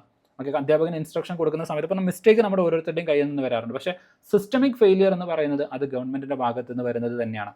Okay, systemic failure, massive failure, അത് ഇത്രയധികം സർക്കുലേറ്റ് ചെയ്യപ്പെട്ടിട്ടും അത് ഗവൺമെൻറ്റിൽ നിന്നോ IB ഏജൻസിയിൽ നിന്നോ ഒന്നും അതിൽ നിന്നുള്ള ഇൻഫർമേഷൻ വന്നിട്ടില്ല എന്നുള്ളത് അത് സിസ്റ്റമാറ്റിക് ആയിട്ടുള്ളത് തന്നെയാണ്. ഈ പറയുന്ന പോലെ ഒരു ലാർജ് കോർപ്പറേറ്റ് ഗ്രൂപ്പ് അതിന് പിന്നിൽ പ്രവർത്തിച്ചു എന്നുള്ളതും സ്വാഭാവികമായിട്ടും തന്നെയാണ്. ഇപ്പം നമ്മുടെ PSC യുടെ കേസിലേക്ക് വളരെ സീക്രട്ടായിട്ട് ആ പേപ്പർ എക്സാം ഹാളിൽ എത്തിക്കുക എന്ന് പറയുന്നത് ഗവൺമെൻറ്റിൻ്റെ റെസ്പോൺസിബിലിറ്റിയാണ്. അത് ഗവൺമെൻറ് ചെയ്തു. പക്ഷേ അവിടെ ഒരു ഉദ്യോഗസ്ഥൻ അയാളത് മനഃപൂർവ്വമല്ലാതെ അറിയാതെ ഉച്ചയ്ക്ക് ശേഷം കൊടുക്കേണ്ട പേപ്പർ രാവിലെ പൊട്ടിച്ചു എന്ന് പറഞ്ഞു കഴിഞ്ഞാൽ അത് അയാളുടെ കയ്യിൽ നിന്ന് വരുന്ന മിസ്റ്റേക്കാണ്. അപ്പോൾ നമുക്കൊക്കെ സ്വാഭാവികമായിട്ടും ആസ് എ ഹ്യൂമൻ മിസ്റ്റേക്ക് വരാറുണ്ട്. ആ ഉദ്യോഗസ്ഥന് നമുക്ക് തെറ്റ് പറയാൻ വേണ്ടിയിട്ട് പറ്റില്ല. കാരണം അയാളെ സംബന്ധിച്ചിട്ട് ചിലപ്പോൾ ഇതുപോലെ ഒരേ സമയം തന്നെ, ഇപ്പോൾ ഞാൻ തന്നെ മുൻപൊരു വീഡിയോയിൽ പറഞ്ഞിട്ടുണ്ടായിരുന്നു, അങ്ങനെ എക്സാമിനേഷൻ നടത്തുകയാണെന്നുണ്ടെങ്കിൽ അറിയാതെ ഒരു ഉദ്യോഗസ്ഥൻ അത് പൊട്ടിക്കുകയും അങ്ങനെ പേപ്പർ ലീക്ക് ഉണ്ടാക്കുകയും ചെയ്ത് കഴിഞ്ഞാൽ എക്സാം വീണ്ടും നടത്തണം എന്നുള്ളത് ഈ പറയുന്ന ഒരു സംഭവം നടക്കുന്നതിൻ്റെ ഒരാഴ്ച മുമ്പ് ഞാൻ പറഞ്ഞിട്ടുണ്ടായിരുന്നു. അത് നമ്മുടെ കോമൺ സെൻസിൽ അങ്ങനെ വരാൻ സാധ്യതയുണ്ട് എന്നുള്ളത് കൊണ്ടാണ്. ഒരേ ദിവസം 2 PSC എക്സാമിനേഷൻ നടത്തുന്നത് പ്രാക്ടിക്കൽ അല്ല എന്നുള്ളത് കൊണ്ടാണ് ഇത്തരത്തിലുള്ള പ്രശ്നങ്ങൾ ഉണ്ടായിരിക്കും. ഓക്കെ, അപ്പോൾ അത് മിസ്റ്റേക്ക് ആയിട്ടുള്ളതാണ്. അതുകൊണ്ടാണ് നമുക്ക് ഇതിൻ്റെ കൂടെ PSC പേപ്പർ വെക്കാൻ വേണ്ടിയിട്ട് പറ്റാത്തത്. അതിന് നമുക്ക് ഗവൺമെൻറ്റിനെ അല്ലെങ്കിൽ ആ ഉദ്യോഗസ്ഥനെ കുറ്റം പറയാൻ വേണ്ടിയിട്ട് പറ്റില്ല. കാരണം അത് ഒരു മാലിഫൈഡ് ആയിട്ടുള്ള എറർ അല്ല, ബോണഫൈഡ് ആയിട്ടുള്ളതാണ്. എന്ന് വെച്ചാൽ ഈ പറഞ്ഞ അദ്ദേഹത്തിൻ്റെ പ്രോസസ്സ് ചെയ്താണ്, പക്ഷേ അതിൻ്റെ ഓർഡർ മാറിപ്പോയി. ആദ്യം ഈ ഒരു പേപ്പർ പൊട്ടിച്ചു എന്ന് വെച്ചാൽ 2-3 ദിവസം മുമ്പ് ടെലഗ്രാമിലൂടെ കോടികളുടെ ഒരു തിരിമറി നടത്തിയിട്ടുണ്ടായിരുന്ന ഒരു പ്രോസസ്സ് അല്ല. But at the same time PSC യുടെ കേസിലേക്ക് വരുന്ന സമയത്തും ഇപ്പോൾ കുറച്ച് മുമ്പാണെങ്കിൽ നിങ്ങൾക്കറിയാം, പല എക്സാമിനേഷനിലും പിൻവാതിൽ നിയമനങ്ങൾ മൂലം സ്വന്തക്കാരെയും ബന്ധുക്കളെയും തിരികെ കയറ്റുകയും PSC ലിസ്റ്റിലുള്ള ആളുകൾക്ക് നിയമനം നൽകാതിരിക്കുകയും ചെയ്തത് അത് ക്രമക്കേടാണ്, അതും ചോദ്യം ചെയ്യപ്പെടണം. അപ്പോൾ ഇതൊക്കെ എന്താണ് ഇതിൻ്റെ ഭാഗമായിട്ട് വരുന്നതാണ്. ഓക്കെ, നമ്മുടെ ഒരു സോഷ്യൽ അവയർനെസ്സിന് വേണ്ടിയിട്ട് ഞാൻ കാര്യങ്ങൾ പറഞ്ഞു എന്ന് മാത്രം. Okay, yes. അപ്പോൾ സ്വാഭാവികമായിട്ടും ഇതുപോലെ എന്ത് ചെയ്യുന്നുണ്ട്, മറ്റുള്ളവർ ബാധിക്കപ്പെടുന്നുണ്ട്, നാളെ നിങ്ങളും ബാധിക്കപ്പെടാം. അപ്പോൾ നിങ്ങൾക്കും ഒരു മാറ്റം വരണം. അത് ഈ പറയുന്ന പോലെ ഇന്ന് നീറ്റ് ആണെന്നുണ്ടെങ്കിൽ നാളെ PSC ആണ്. ഓക്കെ, നാളെ PSC ആണ്. PSCയിലും ഇതുപോലെ തന്നെ നാളെ ഒരു വിപ്ലവം ഉണ്ടാകും. അത് സ്വാഭാവികമായിട്ടും ഗവൺമെൻറ്റിനെ പോലും പിടിച്ചുലയ്ക്കാൻ തയ്യാറായിരിക്കും. അതുകൊണ്ട് ഗവൺമെൻറ് ആവശ്യമായിട്ടുള്ള മാറ്റങ്ങൾ എടുക്കണം എന്ന ഒരു സന്ദേശം അത് സ്റ്റേറ്റ് ഗവൺമെൻറ് ആയിക്കോട്ടെ സെൻട്രൽ ഗവൺമെൻറ് ആയിക്കോട്ടെ 2 പേർക്കും നൽകാൻ വേണ്ടിയിട്ട് ഇതിലൂടെ നമുക്ക് സാധിക്കും. ഓക്കെ, അതാണ് നാളെ നിങ്ങൾക്ക് സംഭവിക്കാതിരിക്കണമെങ്കിൽ ഇന്ന് സംഭവിച്ചവരെ നിങ്ങൾ സപ്പോർട്ട് ചെയ്യണം. ഓക്കെ, സോ അതാണ് വളരെ സിമ്പിളായിട്ട് പറഞ്ഞു കഴിഞ്ഞാൽ ഗോൾഡൻ റൂൾ എന്ന് പറയുന്നത്. ഓക്കെ, അപ്പോൾ രണ്ടും ഞാൻ കമ്പയർ ചെയ്തുകൊണ്ട് പറഞ്ഞതാണ്. Do unto others as you would have them do unto you. Okay, ഇതാണ് ഒന്നാമത്തെ പ്രിൻസിപ്പിൾ എന്ന് പറയുന്നത്. അപ്പോൾ ഒന്നാമത് നോക്കുക, would I want my private emails shared with without permission. എൻ്റെ അനുവാദം ഇല്ലാതെ എൻ്റെ പ്രൈവറ്റ് ആയിട്ടുള്ള ഇമെയിൽസ്, എൻ്റെ പ്രൈവറ്റ് ആയിട്ടുള്ള ചാറ്റുകൾ, എൻ്റെ പ്രൈവറ്റ് ആയിട്ടുള്ള ഫോർ എക്സാമ്പിൾ ഫോട്ടോസ്, ഇത് എൻ്റെ സമ്മതം ഇല്ലാതെ ഒരാൾ ഷെയർ ചെയ്യുന്നത് ഞാൻ ഇഷ്ടപ്പെടുമോ? ഇല്ല, ഇഷ്ടപ്പെടില്ല. അങ്ങനെയാണെങ്കിൽ എന്ത് ചെയ്യണം, ഞാനും ഷെയർ ചെയ്യാൻ വേണ്ടിയിട്ട് പാടില്ല. Do not share theirs. Okay, but at the same time ഇതിൽ നിങ്ങൾക്ക് മറ്റൊരു കാര്യം കൂടെ മനസ്സിലാക്കേണ്ടത് എന്താണെന്ന് വെച്ച് കഴിഞ്ഞാൽ, ഇപ്പം ഒരു റോങ് ആയിട്ടുള്ള കാര്യം, ഒരു തെറ്റായിട്ടുള്ള കാര്യം, ഇനി അതല്ല എന്നുണ്ടെങ്കിൽ നമ്മുടെ സൊസൈറ്റിക്ക് തന്നെ റോങ് ആയിട്ട് വരുന്ന ഒരു കാര്യം ഉണ്ട് എന്നുണ്ടെങ്കിൽ അത് നമുക്ക് ഷെയർ ചെയ്യുന്നതിന് കുഴപ്പമില്ല. ഓക്കെ, ഇപ്പോൾ ഫോർ എക്സാമ്പിൾ ഒരു ആ കമ്പനി വളരെ റോങ് ആയിട്ടുള്ള സൊസൈറ്റിക്ക് തെറ്റായിട്ടുള്ള ഒരു കാര്യം ചെയ്യുന്നുണ്ട് എന്നുണ്ടെങ്കിൽ അത് എക്സ്പോസ് ചെയ്യാൻ വേണ്ടിയിട്ട് പറ്റും. അതിന് നമ്മൾ പറയുന്നത് വിസിൽ ബ്ലോയിങ് എന്നാണ്. ഇനി അതുപോലെ തന്നെ ഇപ്പോൾ ഫോർ എക്സാമ്പിൾ ഫാക്ട് ചെക്കിങ്. ഇപ്പോൾ ഫോർ എക്സാമ്പിൾ ഒരാൾ പറഞ്ഞതിൽ ഫാക്ച്വലി എറർ ആയിട്ടുള്ള കാര്യങ്ങളുണ്ടെങ്കിൽ, തെറ്റായിട്ടുള്ള കാര്യങ്ങൾ ഉണ്ടെന്നുണ്ടെങ്കിൽ അത് ഡെഫിനറ്റ് ആയിട്ടും ചൂണ്ടിക്കാണിക്കാം. കാരണം അതെന്താണ്, അതൊരു ബോണഫൈഡ് ആയിട്ടുള്ള കാര്യമാണ്. കാരണം ആ തെറ്റായിട്ടുള്ള കാര്യം എന്ത് ചെയ്യാൻ വേണ്ടിയിട്ട് പാടില്ല, ആളുകളിലേക്ക് എത്താൻ വേണ്ടിയിട്ട് പാടില്ല. അത് കറക്റ്റഡ് ആയിട്ടായിരിക്കണം ആളുകളിലേക്ക് എത്തേണ്ടത്. തെറ്റ് എന്ത് ചെയ്യണം, തിരുത്തണം. അതും എന്താണ്, അലൗഡ് ആയിട്ടുള്ള കാര്യമാണ്. ഈ 2 കാര്യങ്ങളും വിസിൽ ബ്ലോയിങ്ങും അതുപോലെ തന്നെ ഫാക്ച്വൽ കറക്ഷൻ എന്ന് പറയുന്നതും അവിടെ നടക്കുന്ന കാര്യങ്ങളാണ്. Okay, yes. ഇനി അടുത്തത് ഇമ്മാനുവൽ കാന്റ്സ് കാറ്റഗോറിക്കൽ ഇമ്പരറ്റീവ് എന്ന് പറയും. അപ്പോൾ കാറ്റഗോറിക്കൽ ഇമ്പരറ്റീവിൻ്റെ കേസിലേക്ക് വരുന്ന സമയത്ത് ഇവിടെ ഏറ്റവും ഇമ്പോർട്ടൻ്റ് ആയിരുന്നത് maximum though which you can at the same time will that it should become a universal law. വളരെ സിമ്പിളായിട്ട് പറഞ്ഞു കഴിഞ്ഞാൽ, ഓക്കെ, ഇപ്പോൾ ഫോർ എക്സാമ്പിൾ ഒരാൾ ഒരു കാര്യം ചെയ്യുന്നുണ്ട് എന്ന് വിചാരിക്കാം. ഓക്കെ, ഒരാൾ ഒരു കാര്യം ചെയ്യുന്നുണ്ട്, അത് സമൂഹത്തിന് മുഴുവനായിട്ട് ബാധിക്കുന്ന ഒരു കാര്യമാണ് എന്നുണ്ടെങ്കിൽ, ഓക്കെ, അതായത് കുറേ ആൾക്കാർ കൂടിയിട്ട് ഒരു കാര്യം ചെയ്യുന്നുണ്ട്, അത് നല്ലതല്ല, അല്ലെങ്കിൽ കുറേ ആൾക്കാർ കൂടിയിട്ട് ചെയ്യുന്നത് തെറ്റാണെന്നുണ്ടെങ്കിൽ ഒരാൾ ചെയ്യുന്നതും തെറ്റാണ്. ഇപ്പോൾ ഫോർ എക്സാമ്പിൾ കുറേ ആൾക്കാർ കൂടിയിട്ട് ഒരാളെ കൂട്ടം കൂടിയിട്ട് ആക്രമിക്കുന്നത്. ഓക്കെ, ഞാൻ പറയുന്നത് സൈബർ കേസിൻ്റെ കേസിലാണ്, ഞാനത് പറഞ്ഞില്ലേ. ആ പെൺകുട്ടി ഒരു വീഡിയോ ഇട്ട സമയത്ത് ആ വീഡിയോ ഒന്ന് രണ്ടാമത് ചെക്ക് ചെയ്യുന്നതിനോ അയാളുടെ ഭാഗം കേൾക്കുന്നതിനോ തയ്യാറാകാതെ എല്ലാവരും കൂടെ കൂടിയിട്ട് എന്ത് ചെയ്തു, അയാൾക്ക് നേരെ സൈബർ ആക്രമണം നടത്തി. അയാൾ അതിൽ മനം നൊന്ത് അയാൾ ആത്മഹത്യ ചെയ്തു. ഓക്കെ, അപ്പോൾ ഇവിടെ കുറ്റക്കാരനായിട്ട് വരുന്നതാണ് ഈ സൊസൈറ്റിയാണ്. കാരണം ആ ഇട്ടിരിക്കുന്ന വീഡിയോയിലോ അല്ലെങ്കിൽ ആ ഇട്ടിരിക്കുന്ന കാര്യത്തിലോ എന്തെങ്കിലും വസ്തുതയുണ്ടോ എന്നുള്ളത് ഫാക്ട് ചെക്കിങ് ചെയ്യാതെയാണ് പ്രതികരിച്ചിട്ടുള്ളത്. അപ്പോൾ അവിടെ അത് എല്ലാവരും കൂടെ ചെയ്തതുകൊണ്ടാണ് അയാൾ ആത്മഹത്യ ചെയ്തത്. ഒരാൾ പറഞ്ഞിട്ടുണ്ടെങ്കിൽ അയാൾ അത് പോട്ടെ എന്ന് വെച്ചേനെ. പക്ഷേ എല്ലാവരും കൂടെ ചെയ്ത സമയത്ത് അയാൾക്ക് എന്ത് ചെയ്തു, അത് താങ്ങാൻ പറ്റാതെ അയാൾ അത് ആത്മഹത്യ ചെയ്യുന്ന സാഹചര്യത്തിലേക്ക്. അപ്പോൾ എല്ലാവരും കൂടെ ചെയ്തത് തെറ്റാണെങ്കിൽ അതിൽ ഓരോരുത്തരും അവിടെ തെറ്റ് ചെയ്തിട്ടുണ്ട്. ഓരോരുത്തരും ചെയ്തത് എന്താണ്, തെറ്റ് തന്നെയാണ്. ഓക്കെ, എന്ന് വെച്ചാൽ ആ ഒരു മനുഷ്യൻ്റെ ആത്മഹത്യക്ക് ഈ പറയുന്ന കമൻ്റ് ഇട്ട ഓരോ വ്യക്തികളും അതിന് റെസ്പോൺസിബിൾ ആയിട്ട് വരുന്നതാണ്. ഓക്കെ, അതാണ് പറയുന്നത്. ഈ പറയുന്ന പോലെ if an action is not right for everyone to take, എല്ലാവരും കൂടെ ചെയ്യുന്നത് ശരിയല്ല എന്നുണ്ടെങ്കിൽ it is not right for anyone, അത് ഒരാൾക്കും ശരിയല്ല. എന്ന് വെച്ചാൽ ഒരാൾ ചെയ്യുന്നതും അത് തെറ്റ് തന്നെയാണ്. ഇപ്പോൾ നമ്മൾ സാധാരണ പറയാറുണ്ടല്ലോ, എല്ലാവരും ചെയ്യാറുണ്ട്. ഇപ്പോൾ ട്രാഫിക് റൂൾസ് പാലിക്കാതിരിക്കുന്ന സമയത്ത് നമ്മൾ പറയുന്നത് എല്ലാവരും അങ്ങനെ തന്നെയാണ് ചെയ്യാറ്. എല്ലാവരും ചെയ്യുന്നത് കൊണ്ട് ഒരു കാര്യം ശരിയാവുന്നില്ല. അതുകൊണ്ട് നമ്മൾ എന്ത് ചെയ്യണം, ശരിയായിട്ടുള്ള കാര്യം ഓരോ ഇൻഡിവിജ്വലി നമുക്കൊരു റെസ്പോൺസിബിലിറ്റി ഉണ്ട്. ഇൻഡിവിജ്വലി നമ്മൾ കറക്റ്റായിട്ട് ഇരിക്കുക എന്ന് പറയുന്നത് ഇമ്പോർട്ടൻ്റ് ആയിട്ടുള്ള ഒരു കാര്യമാണ്. ഓക്കെ, അപ്പോൾ ഈ ഒരു കാര്യം നിങ്ങൾക്ക് ക്ലിയർ ആയിട്ടുണ്ടായിരിക്കും എന്ന് വിശ്വസിക്കണം. അതിൻ്റെ എക്സാമ്പിൾ കൊടുത്തിട്ടുണ്ട്.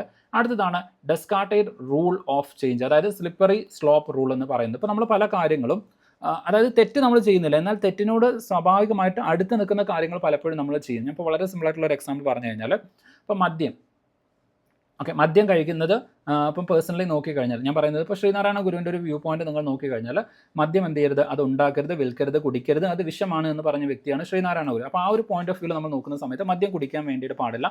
അത് ഹെൽത്ത് ആയി കഴിഞ്ഞാലും നമ്മുടെ സോഷ്യൽ ആയി കഴിഞ്ഞാലും ആസ് എ ഫിസിക്കലി മെൻ്റലി ഒക്കെ നോക്കിക്കഴിഞ്ഞാൽ നമുക്കത് ഒരിക്കലും ഗുണം ചെയ്യുന്നില്ല, കൂടുതലും ദോഷം മാത്രമേ ചെയ്യുന്നുള്ളൂ.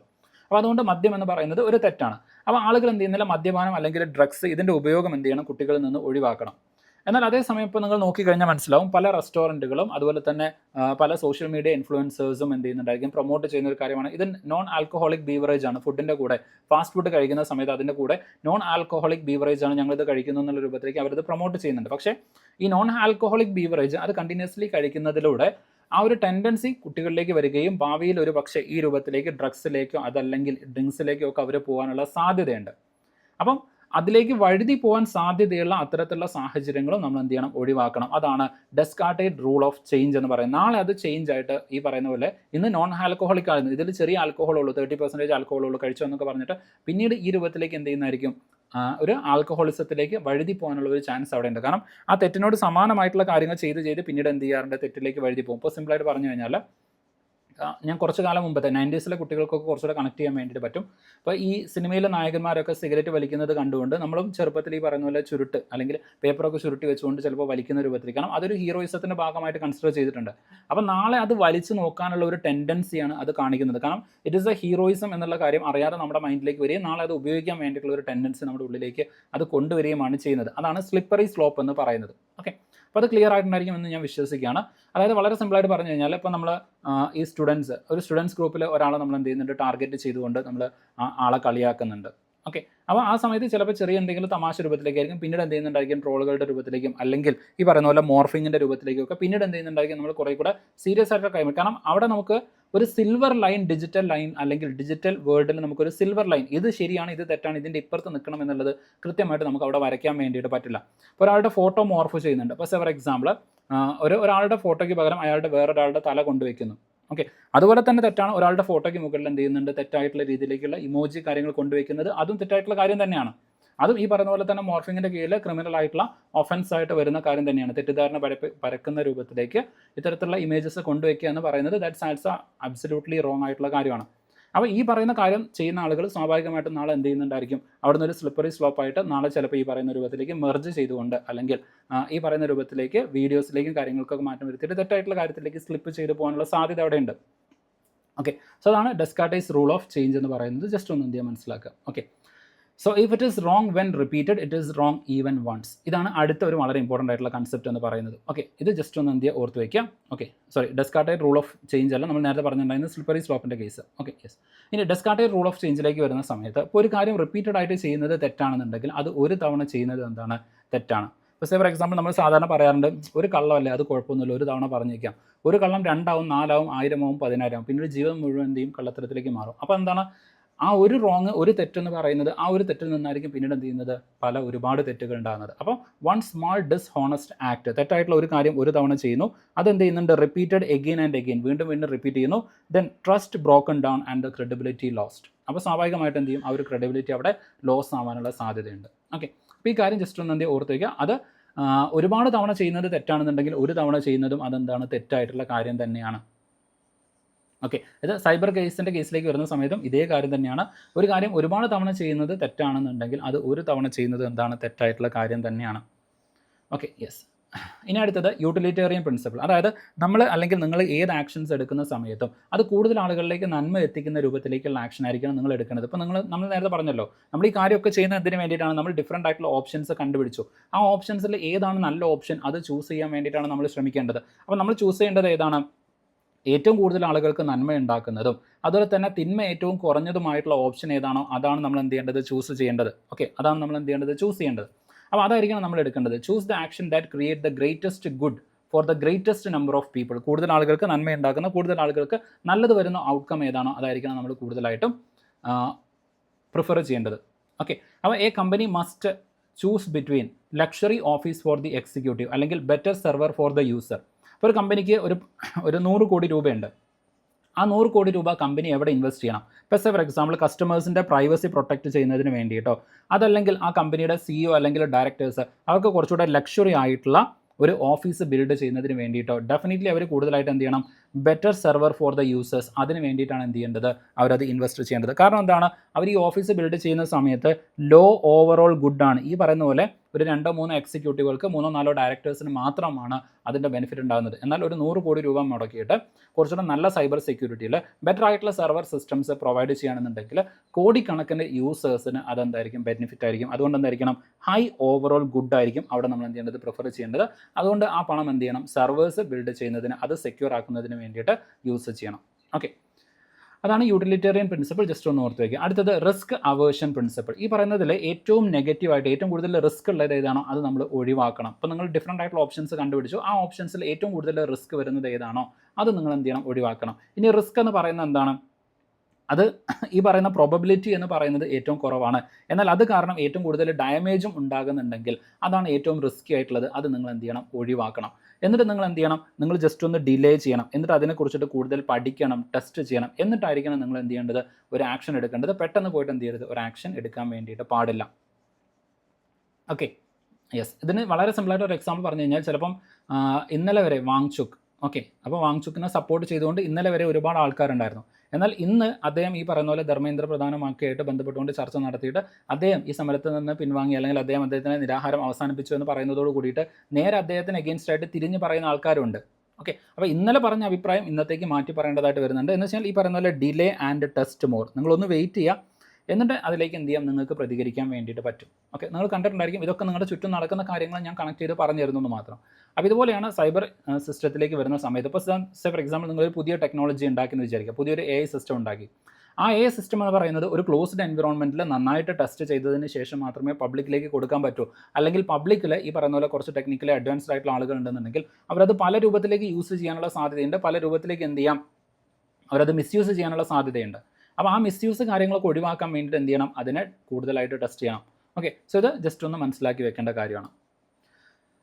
അടുത്തത് എത്തിക്കൽ നോ ഫ്രീ ലഞ്ച് റൂൾ എന്ന് പറയുന്നത്. എന്ന് വെച്ചാൽ നിങ്ങൾക്കൊരു കാര്യം കിട്ടുന്നുണ്ടെങ്കിൽ, അതായത് ആസ് എ കസ്റ്റമർ നിങ്ങൾ പാലിക്കേണ്ട ഒരു റൂൾ അല്ലെങ്കിൽ ഒരു റെസ്പോൺസിബിലിറ്റിയാണ് ഈ ഒരു കാര്യം എന്ന് പറയുന്നത്. അപ്പോൾ നിങ്ങൾക്കൊരു കാര്യം കിട്ടുന്നുണ്ട് എന്നുണ്ടെങ്കിൽ അത് ഫ്രീ അല്ല എന്നുള്ളത് മനസ്സിലാക്കി വെക്കണം. ഓക്കെ, എന്ന് വെച്ച് കഴിഞ്ഞാൽ അതിനോട് നിങ്ങൾക്കൊരു കമ്മിറ്റ്മെൻറ്റ് വരുന്നുണ്ട്. ഓക്കെ, നമ്മൾ സാധാരണ പറയാറുണ്ടല്ലോ, don't take anything four gratitude. Okay, അല്ലെങ്കിൽ ഈ പറയുന്ന പോലെ ഗ്രാൻഡഡ്. ഓക്കെ, അപ്പോൾ ഈ പറയുന്ന പോലെ എന്ത് ചെയ്യണം, നിങ്ങൾ ഒരു കാര്യം ഗ്രാൻഡഡ് ആയിട്ട് നിങ്ങൾക്കത് വെറുതെ കിട്ടിയത് എൻ്റെ അവകാശം കൊണ്ട് കിട്ടിയതാണ് എന്നുള്ള രൂപത്തിലേക്ക് നിങ്ങൾ എന്ത് ചെയ്യരുത്, എടുക്കരുത്. നിങ്ങൾക്ക് കിട്ടുന്ന ഓരോ കാര്യം, ഇപ്പോൾ ഫോർ എക്സാമ്പിൾ നിങ്ങളൊരു വീഡിയോ കാണുന്നുണ്ടെങ്കിൽ അത് നിങ്ങൾക്ക് റൈറ്റ്ഫുൾ ആയിട്ടുള്ള ഇൻഫർമേഷൻസ് കിട്ടുന്നുണ്ട് എന്നുണ്ടെങ്കിൽ ഡെഫിനറ്റ്ലി നിങ്ങൾ എന്ത് ചെയ്യണം, you have to give something back. Okay, അവിടെ ഒരിക്കലും ഒരു ഗ്രാൻഡഡ് ആയിട്ട് എടുക്കാതെ അതിനോട് നിങ്ങൾ എന്ത് ചെയ്യണം, നിങ്ങളുടേതായിട്ടുള്ള ഒരു റെസ്പോൺസ് നിങ്ങൾ എന്ത് ചെയ്യണം, അവിടെ കൊടുക്കണം. സോ അതിനാണ് നമ്മൾ എന്തെന്ന് പറയുന്നത്, ഈ ഒരു നോ ഫ്രീ ലഞ്ച് റൂൾ എന്ന് പറയുന്നത്. Okay, so assume that virtually all tangible and intangible objects are owned by someone unless there is a specific declaration otherwise. For example, ഞാൻ ഈ ഒരു വീഡിയോ, ഓക്കെ, അപ്പോൾ ഈ ഒരു വീഡിയോ ഫോർ എക്സാമ്പിൾ ഇത് മറ്റൊരാൾ എടുത്തിട്ട് എന്ത് ചെയ്യാണ്, അയാൾ അത് പെയ്ഡ് ആയിട്ട് വിൽക്കുക എന്ന് വിചാരിക്കുക. ഓക്കെ, ഫോർ എക്സാമ്പിൾ ഒരു ഹയർ പ്രൈസിന് അയാൾ അത് വേറെ പെയ്ഡ് ആയിട്ട് എന്ത് ചെയ്യാണ്, സെല്ല് ചെയ്യാന്ന് വിചാരിക്കുക. അപ്പോൾ നമ്മളിത് എന്ത് ചെയ്യുന്നുണ്ട്, ഇപ്പുറത്ത് കൊടുക്കുന്നുണ്ട്, അതേ കണ്ടന്റ് തന്നെ എടുത്തിട്ട് വേറൊരാൾ സെല്ല് ചെയ്യുന്നുണ്ട് വിത്തൗട്ട് മൈ പെർമിഷൻ ആണെന്നുണ്ടെങ്കിൽ ദാറ്റ് ഈസ് റോങ്.